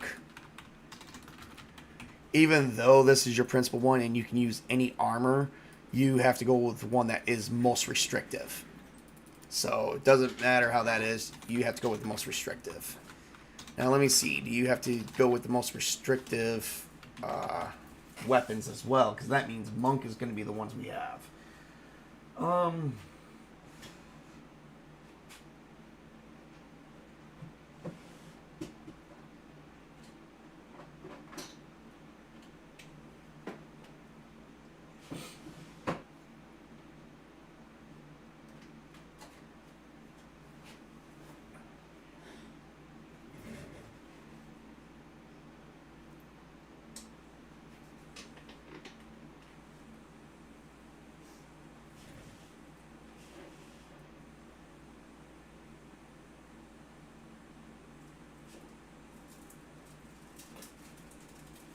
No, it looks like the weapons we can go off of the one that is not restrictive. So even though my base class is a monk, I can go with either or. Nice. Barbarian can use any. Monks are limited. But the armor, you're definitely limited to. We're not going to worry about any of that. And we're not doing that. So we're basically going to do unarmed strike.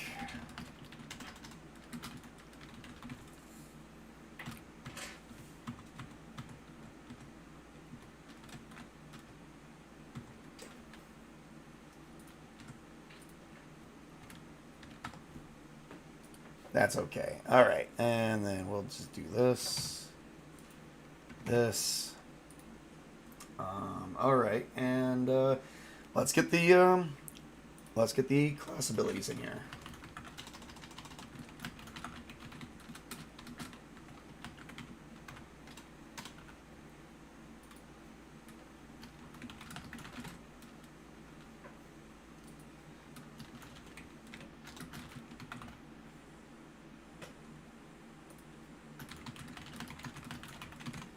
Okay.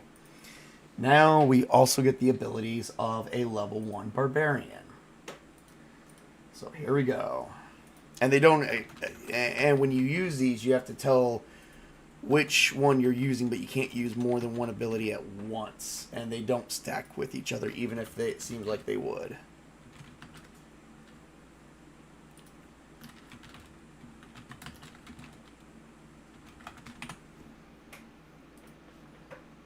Which is weird, because you think Primeval Instincts plus 4 to any physical checks, which means, you know, that's basically the Castles and Crusades version of Rage. So if you're, like, but see, that's physical attacks, physical checks. That's basically you either attacking with a sword or even that.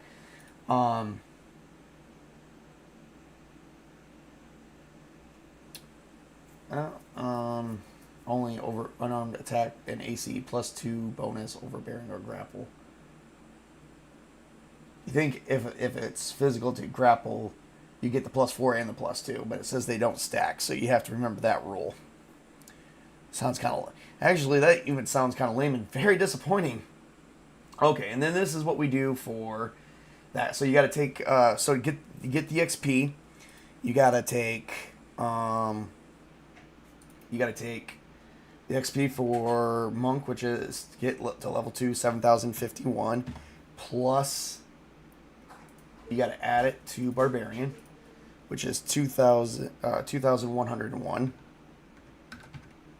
Enter, and then divide by 2, which means then, by description, they level up equally, in a sense, but not, like, they level up equally, but differently at the same time. So you would need 1,926 over 1,926. So the way I understand it, the way you do dual classing is if I give you 600 experience points and you want to put them in here equally, you do 300 and 300. And then let's say on the next session I give you another 600 and you want to say, well, I want to get my level 1 monk up before I get my level 1 barbarian up. So you would take the 600 and put it here, so 9, so you can put the full 600.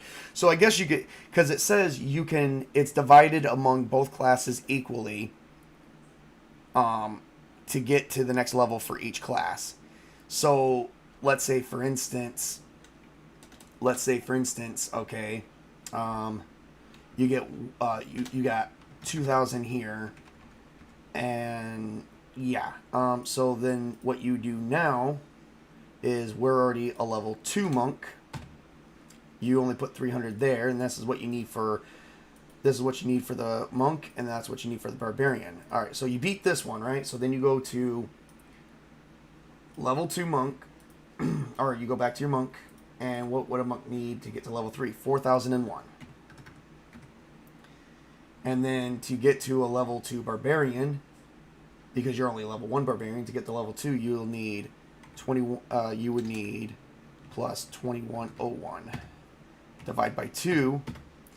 Now, I guess to like level up the way I would understand it, you would need, because you did level up on one side, you would need 3,051 here and 3,051 here. So you only need to go up 1,051 on this side, but then you have to go up more on this side. So I guess if you get like, say, 4,000 experience points, and you want to level this one up to 1,000, and you need 3,000, and then you go to 3,300 here, you are still a level 2 monk, but now you're a level 2 barbarian. So that's the XP you got there. So then you need to go to level 3 monk and level 3 barbarian. Alright, so level 3 barbarian is 4,001.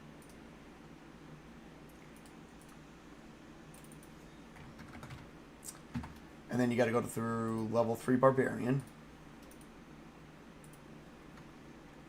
4,701, and then divide by 2. You need 4,351.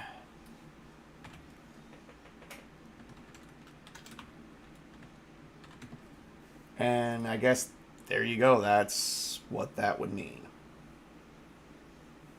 That's kind of a bit confusing. I'm not sure if I would even allow that in my games. But that is dual classing, everyone. Alright. Not, I mean, I guess in a sense. And then you would also gain the abilities of both the level 2 and level 2 barbarian and level 2. So barbarian has nothing, and then let's see, what does monk have? Deflect missiles. So you would gain that. Oh, also, +1 for the monk and barbarian. Okay, so yep. So I guess that's what that would mean. That's dual classing for you. That's exactly how it's worded too. So not something I guess I'm not enticed. I mean, I'm a little enticed over that one, but I'm not really enticed on that one at all. However, I will say this. It is not my most hated one. The order has changed. My most favorite one is the first method of multiclassing. The second one is definitely going to be class and a half. The third one is dual classing, so this one. The fourth one will be class plus. And the last one, which is still the most hated one, enhanced classing. So that's what I'm going to stick with. Alright, now next one, our last but not least, reclassing. Not sure what that entails, but we're going to figure it out. First, we're going to address the audience. So, I would think you split the XP evenly, so classes may go up differently times, but only gain HPs when the primary class goes up. Oh, yes. When it comes to dual classing, I did forget to cover that. Let me put that back up. I'm glad you made a comment about that. Okay, so let's say, for instance, okay, so now you're a level 2 monk and a level 2 barbarian, right? Okay, so put in 12 here and then make that 24. Okay. So let's say, for instance, you get another 2,000 XP, but you want to make a level 3 barbarian, so because you want to get the abilities. So you go up to 5,300. Okay, you got a level 3 barbarian. All right. So this is actually a rule that is specified that your HP will only go up in your original class. Barbarian is not your original class. Your original class is always going to be your first one, which is monk. Okay? But we now got a level 2 monk and a level 3 barbarian. So you go to the barbarian. Look at level 3. Oh, look, they got intimidate, which is constitution.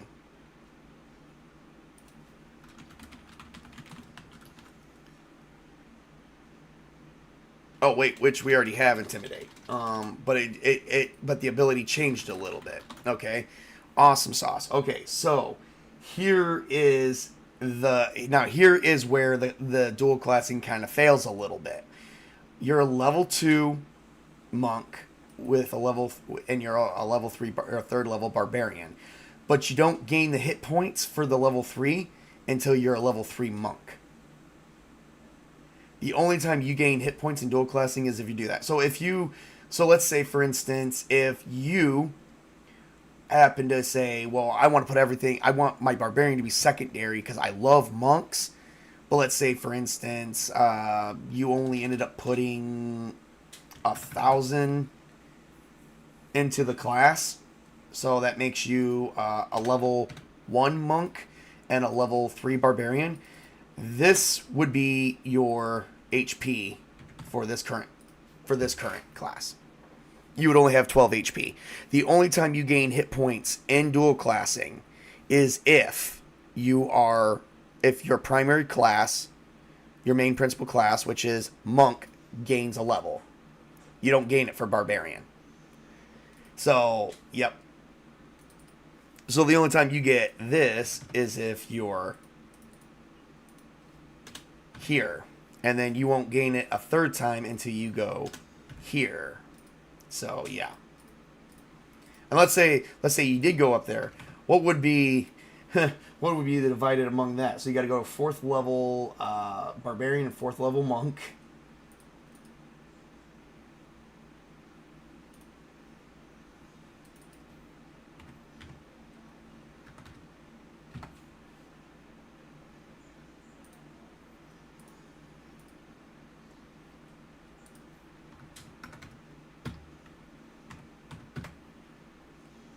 Eight, 9, 5, 1.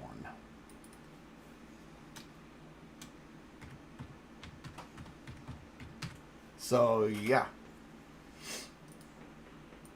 I got this all messed up now. So I guess now what we should do is this. All right, let's do this. So let's leave it like this, so that way you get an idea of what I'm talking about. So now we leveled up barbarian to like level 3, but monk is still like level 1. Okay, so you go to like level 2. Level 2 monk still requires. I mean, I guess this actually does make perfect sense when you do it like this. I mean, it makes it kind of interesting. I will give it that. And then a level 4 monk is plus 9,401 divided by 2. 5576 and 5. All right, so 5576 divided by 5 over. All right. Wow. The only thing about that is you only, to get to a level 4. All right, so to get to a level 4 barbarian, you only need roughly 276 hit points on this side. And then, yeah, so that's crazy. But because I'm a level 1 monk, I only gain hit points for level 1 for first level. So that's how that works. The only way you gain more here is if this is higher or if you swap these two. But, yeah. That is kind of an interesting way to do it. You know, that just... I think dual classing just went up 1 now that we went through that together. Because that does seem interesting to do something like that. I may... Yeah. That's crazy. Alright, let's move on to the next one. Alright. This is called reclassing. We are going to use a cleric and illusionist type if we use it for that. Alright. Let me address the audience real quick.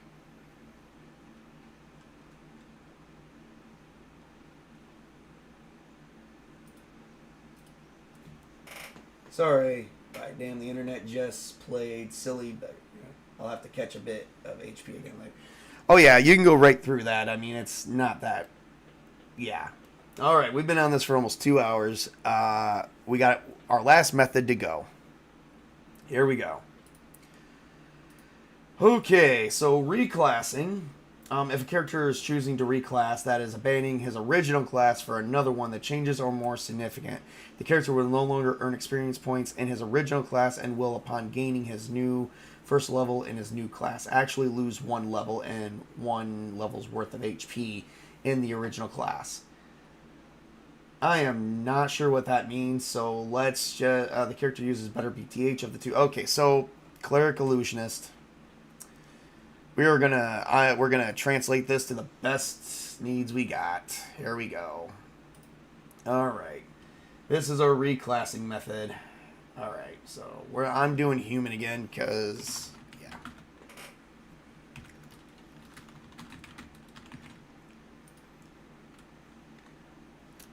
All right. Human means I get freaking 3. Cleric is my primary, so wisdom.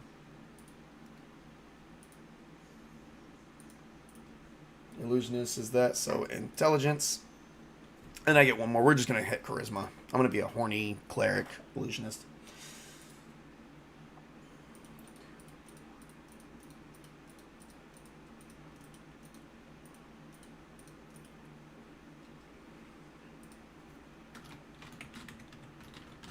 Extra prime. Okay, so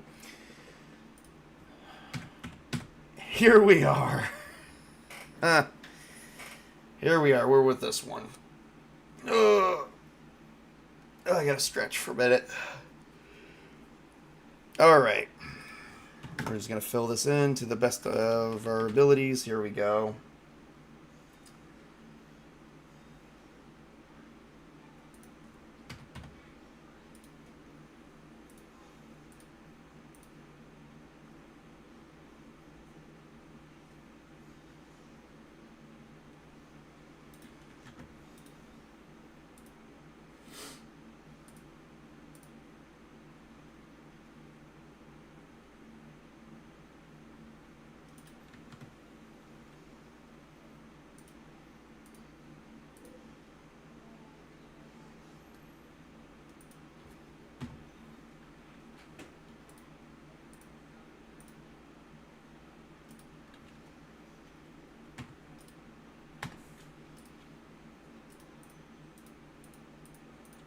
Alright, this is my crappy cleric illusionist. There we go. Alright.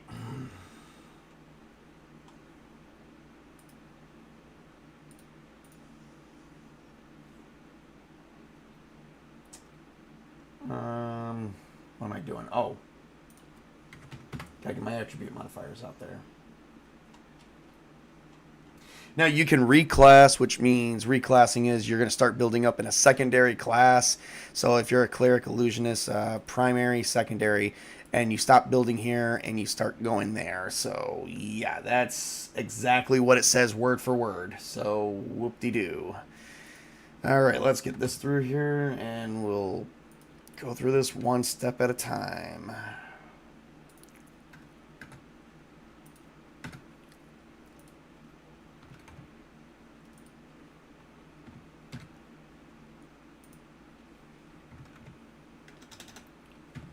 He's going to be like, without any armor, he's going to be easy to hit. All right.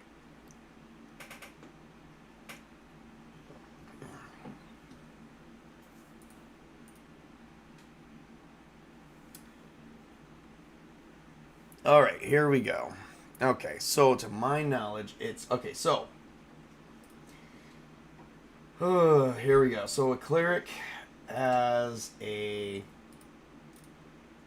So a cleric has a D8. While illusionist, I believe, has a D4.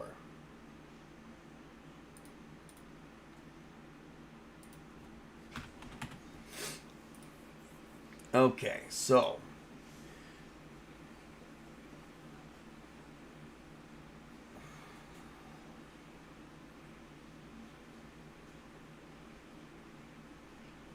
Wow, this doesn't make any sense.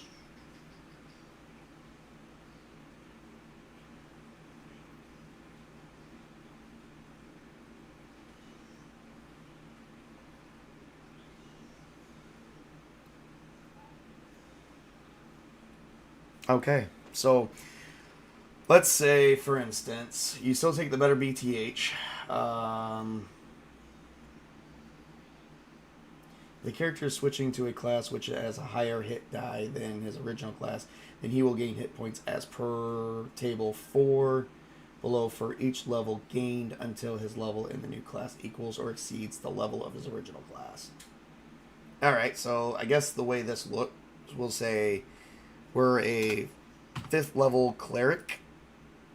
Alright, we take the better BTH, which I think they're both 0 regardless. They are. So you still take that. All right, so let's do a 5th level cleric. We've got spells, turn undead.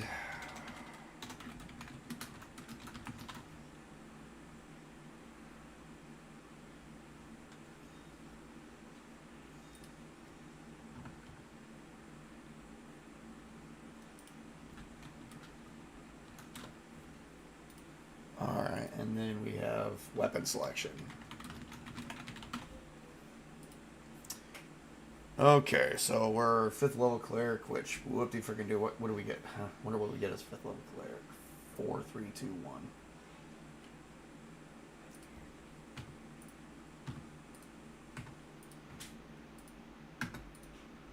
And I think we get some bonuses up here, so like 18. So we gain extra first, extra that, and then extra third.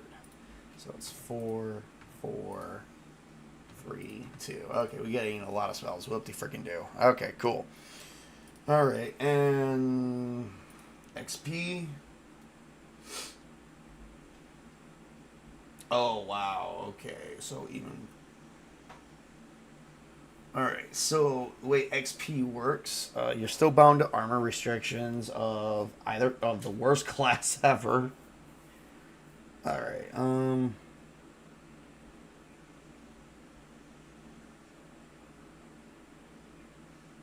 so I guess to dual class and move one up and then abandon what does that mean?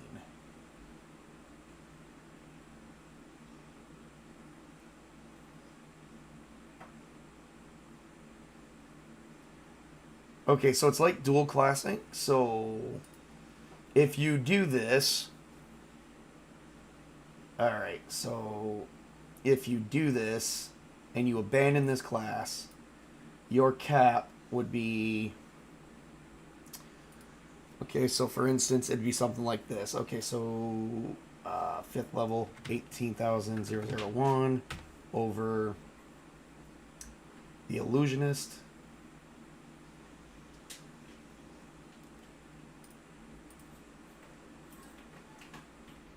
Which is 0 because you're at level 1. Okay.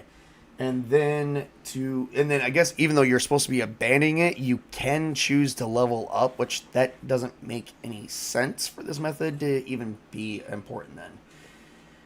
But to level up to a level 6, cleric, you have to take level 6, which is 35,001 times 0.10. So 3,500. So it's going to be 35,001 plus 3,500. 38,501. And then to move up to a level 2 illusionist, the experience points is 2,601. To get to level 2 times 0.05. 130 plus 2,601. 2,731.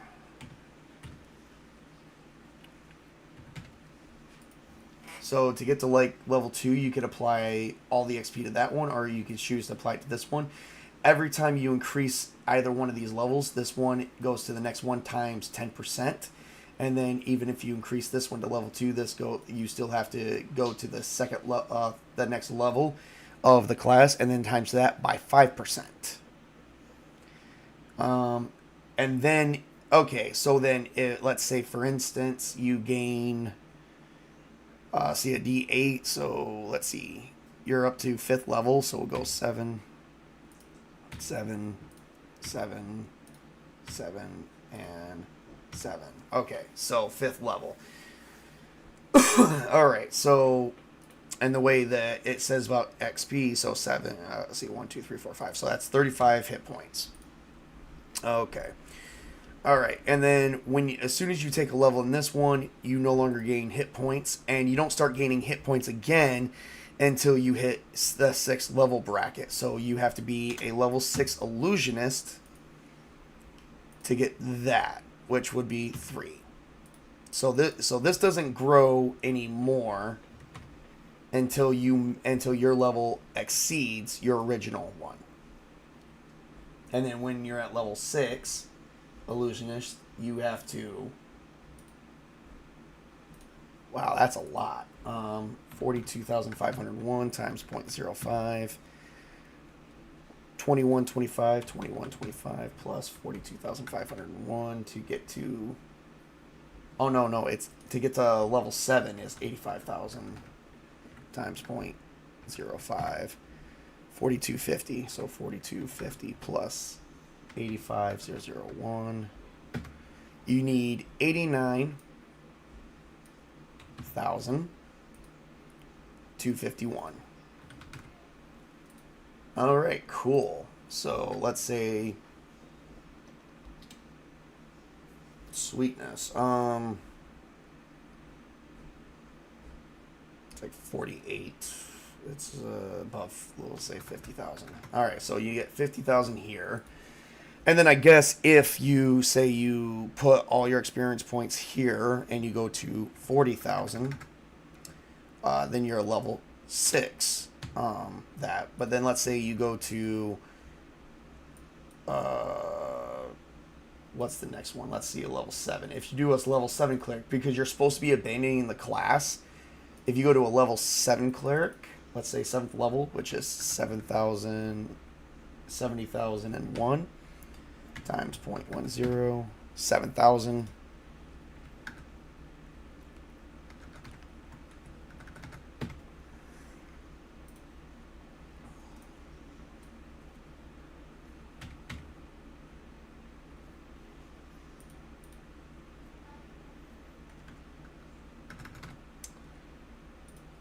Okay, so because you are under the reclassing rules and you're at level 7, you don't gain any hit points. The only time you gain hit points is when if this one goes up. So as soon as you do the reclassing method,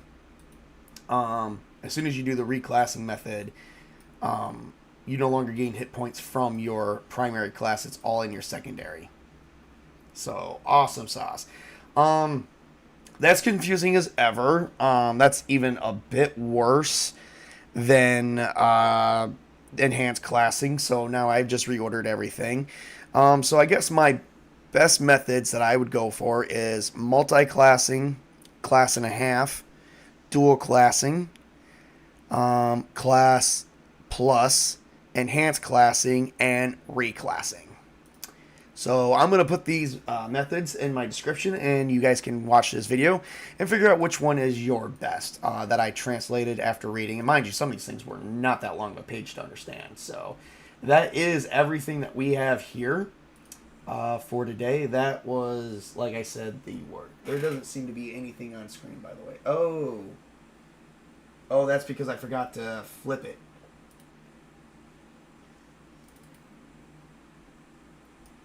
Oh man, wish you would have done that. Okay, so we did cleric. Okay, so let me show you exactly what we did. All right, so we did a cleric illusionist under reclassing. You get all the abilities of the cleric and the illusionist at the current level they are at. This is me demonstrating if you were like, say, a 5th level cleric and I swear to God, if this thing and a 1st level illusionist. Then you lose, then the only time you would gain experience points is if your second class, because this is under reclassing method, your second class would only gain experience points once you exceed this one. So, which means you don't fill these brackets in down here anymore until you reach this point with this class. So this has to view 6 before you gain that. So 4 minus 1, that'd be 3. Then you can move up to 38. And then you quit. Then you also don't gain HP with this one. So to get up to like level 7 is where I was demonstrating that. Now the experience points is weird. So even though you're supposed to be abandoning this class, you can still put experience points in the original class if you want to go higher up, but you don't gain any more hit points or anything. And in order to do that, it must be whatever the required experience points is times 10%. And then to make sure that you are going to stick with the secondary class, the rule for reclassing is the original experience points to move up to next level times 5%. And I was showing demonstration on that, Colin. Thank you for letting me know. I wish you would have called me or something on that one. So yeah, if you guys want to listen to what I'm saying there, I mean, you guys can hear, even though I wasn't on screen, you guys be able to hear and see everything. You guys be able to hear everything I was doing, plus the calculations, plus how I described it, and you'll be able to go from there.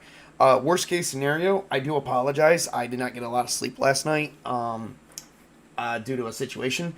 And, and no offense, this was the last method we had, and I followed all the other 4 methods. So if we have to, I will do another video on reclassing on the last method. If you guys want, please leave a comment please leave a comment on this video, and I will probably redo it again when I can do another stream. Right now, that's not looking to be for a while, so yeah. Because work is getting to be work, so and then you got the rest of this stuff here, and so even though you're like level 7 here, because you are under reclassing here, you don't gain the 7th level bracket. The only time you do that is if you go, let's say, if you go up to like, for God's sake, I wish it would stop doing that. All right, so let's say, maybe it's just the way the screen works. So let's say if you're like level 8, okay, then you would gain experience points here and here. So another 6 there. Whoop-de-doo. Yeah, there's definitely a cost of hit points when doing this method, and there is definitely a cost of experience points. And for instance, I will even show this again real quick here. I should have the player's handbook somewhere. Give me a second. There we go. So to get to a 7th level cleric, 8th level cleric, it's 140,001, but you got to times it by 10, so you got to go 140,001 times 10%. That's 14,000. So 140,001 plus 14,000.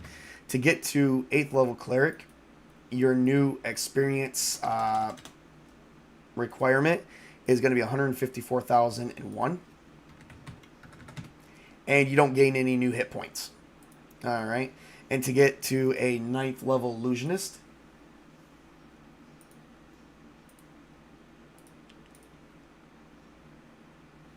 that's 340,001 times 0.05, because that's 5%, 17,000. So 17,000 plus 340,001. 357 and 1. 357,001. So yeah, I'm sorry. Reclassing is not my favorite. Not even. It's my most hated. Looks like Class Enhanced came back. Made a comeback. So my new order is for this, Colin, is going to be simply this. The first multiclassing method I showed you is my favorite. My second favorite is going to be Class and a Half. My third favorite is going to be dual classing. My first least favorite is going to be Class Plus. My second least favorite is going to be Enhanced Class, and then my least favorite is Reclassing. And I will be putting up on the screen how I rank them, and so anyone who else sees the video, go ahead and rank them. If you guys want to see that once more, I will redo this video. Just tell me what you want to see more of, see the exercise more of again, and I will do that. But I won't do all of them because it's not that hard of a method. I'm sorry to say, I think I described it very well. But yeah, this was a 2 hour and 10 minute video, so yeah, I made it pretty good.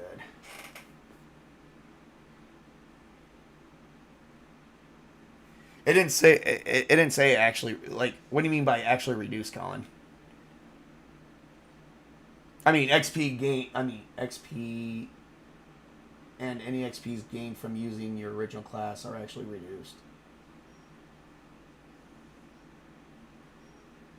Oh yeah, because you may be gaining a lot, but you have to gain a lot more just to level up for the original class. I mean, yeah. Oh wait.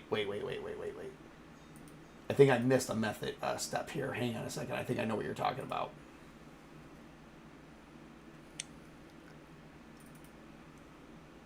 Good thing that you covered that one, because I don't think I covered that one.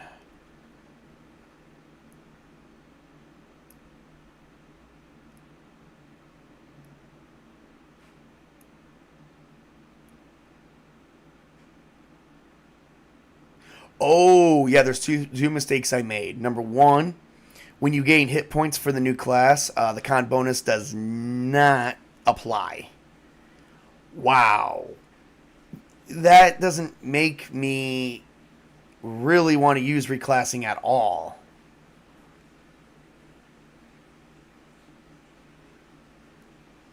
So then instead of it being on D4 minus 1, it would just be a D4. I mean, so I guess if you have a minus modifier, then that wouldn't really matter.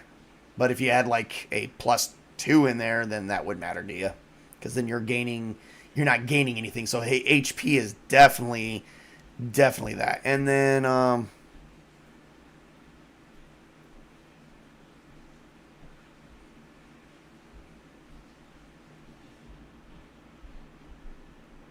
well, it didn't say it's reduced. It just says you lose one level and one level's worth of HP, which is true. When you when you go into the new class, you lose all that because you have to match it. You have to actually exceed it to gain the hit points. So, in a sense, you're no longer gaining hit points. Like, say, so my original method was showing you at 5-1. You decided to be a 5th level cleric and stop there and start gaining levels in illusionist using the reclass method. So in the reclass method, you basically see this method is terrible on using for first level on anything, because technically speaking, you wouldn't use this method unless you already have previous levels in your original class. It's not. It basically it's worded weird. It says actually lose one level and one level's worth of HP in the original class. You don't really lose one level. It's just to go from using the reclass method to go from cleric to illusionist. You wouldn't gain that unless you're ready to level up again, which I think is what it was stating. It's very, very. I'm sorry. It's very freaking loosely applied. So basically, if you want to say, hey, can I take a level in illusionist, an abandoned cleric, that's fine, but you would not gain any more levels, and that you would actually lose. You wouldn't lose anything. You wouldn't, because you can't lose what you haven't gained yet. It just would increase the method of gaining it and make it a lot longer to take.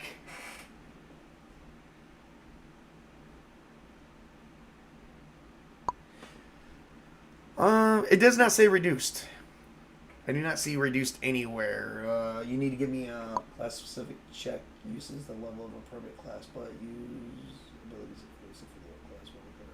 Oh, that. Let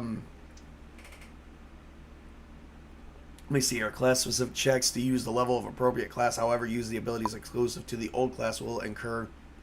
For the adventure during which they are used.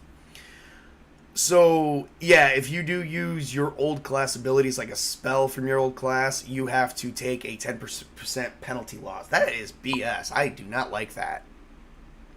And then 5% penalty loss will incur if you don't use the new class either. So if you don't use your old class or your new class, you lose 5. See, that's BS, because if you gain 3,000, but you didn't use any abilities from either class that was specific to that class, you have to lose 150 XP points. So then that means you only gain for yourself 2,850. And then if you use it for your, if you use the abilities of your old class over your new class, you lose 10%. That means you would only gain 2,700. Yeah, I'm not sure how I like that. That is not, like I said, this is my least favorite method. I do appreciate pointing that out, so that way we can address that with anyone who watches that. It's a horrible method. It is a very horrible method. It is not my... believe it or not, if you listen to the whole stream and you were paying attention, I told you Class Enhanced was a third method we used, and it was my least favorite method right up until we reached this one.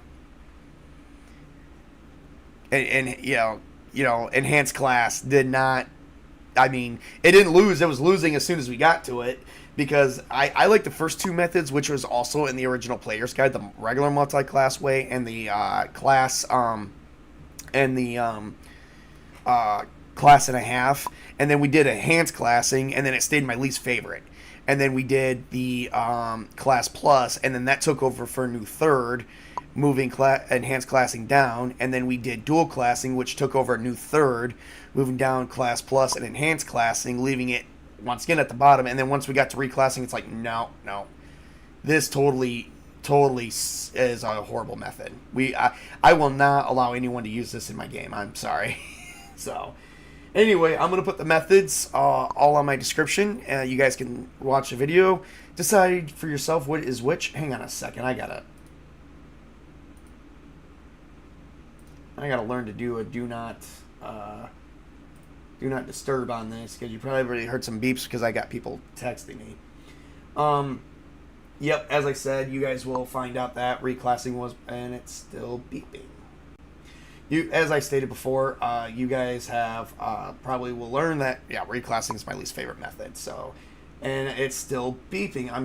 I have do not disturb all over the place. What in God's name is happening? Okay, I think it's gone. If you guys hear anything in the background, I do have like my dryer going. So yeah, I actually have a new office which is next to my laundry room. It's not in my laundry room, but it's next to my laundry room. So yeah, you might hear that because we're doing a bunch of laundry. Anyway, and there's that beep again. As soon as I start talking, it's like, do not disturb. And from the sounds of it, it's probably Discord. I've got to figure out how to turn off those beeps, because I hate it. Because I was rewatching some of my streams, and you can hear all the freaking time in there, especially in my actual plays, and I don't like that. That is very distracting, and it's not very... I don't like it. Anyway, well, that's everything I have at this time. So thank you, everyone, for tuning in.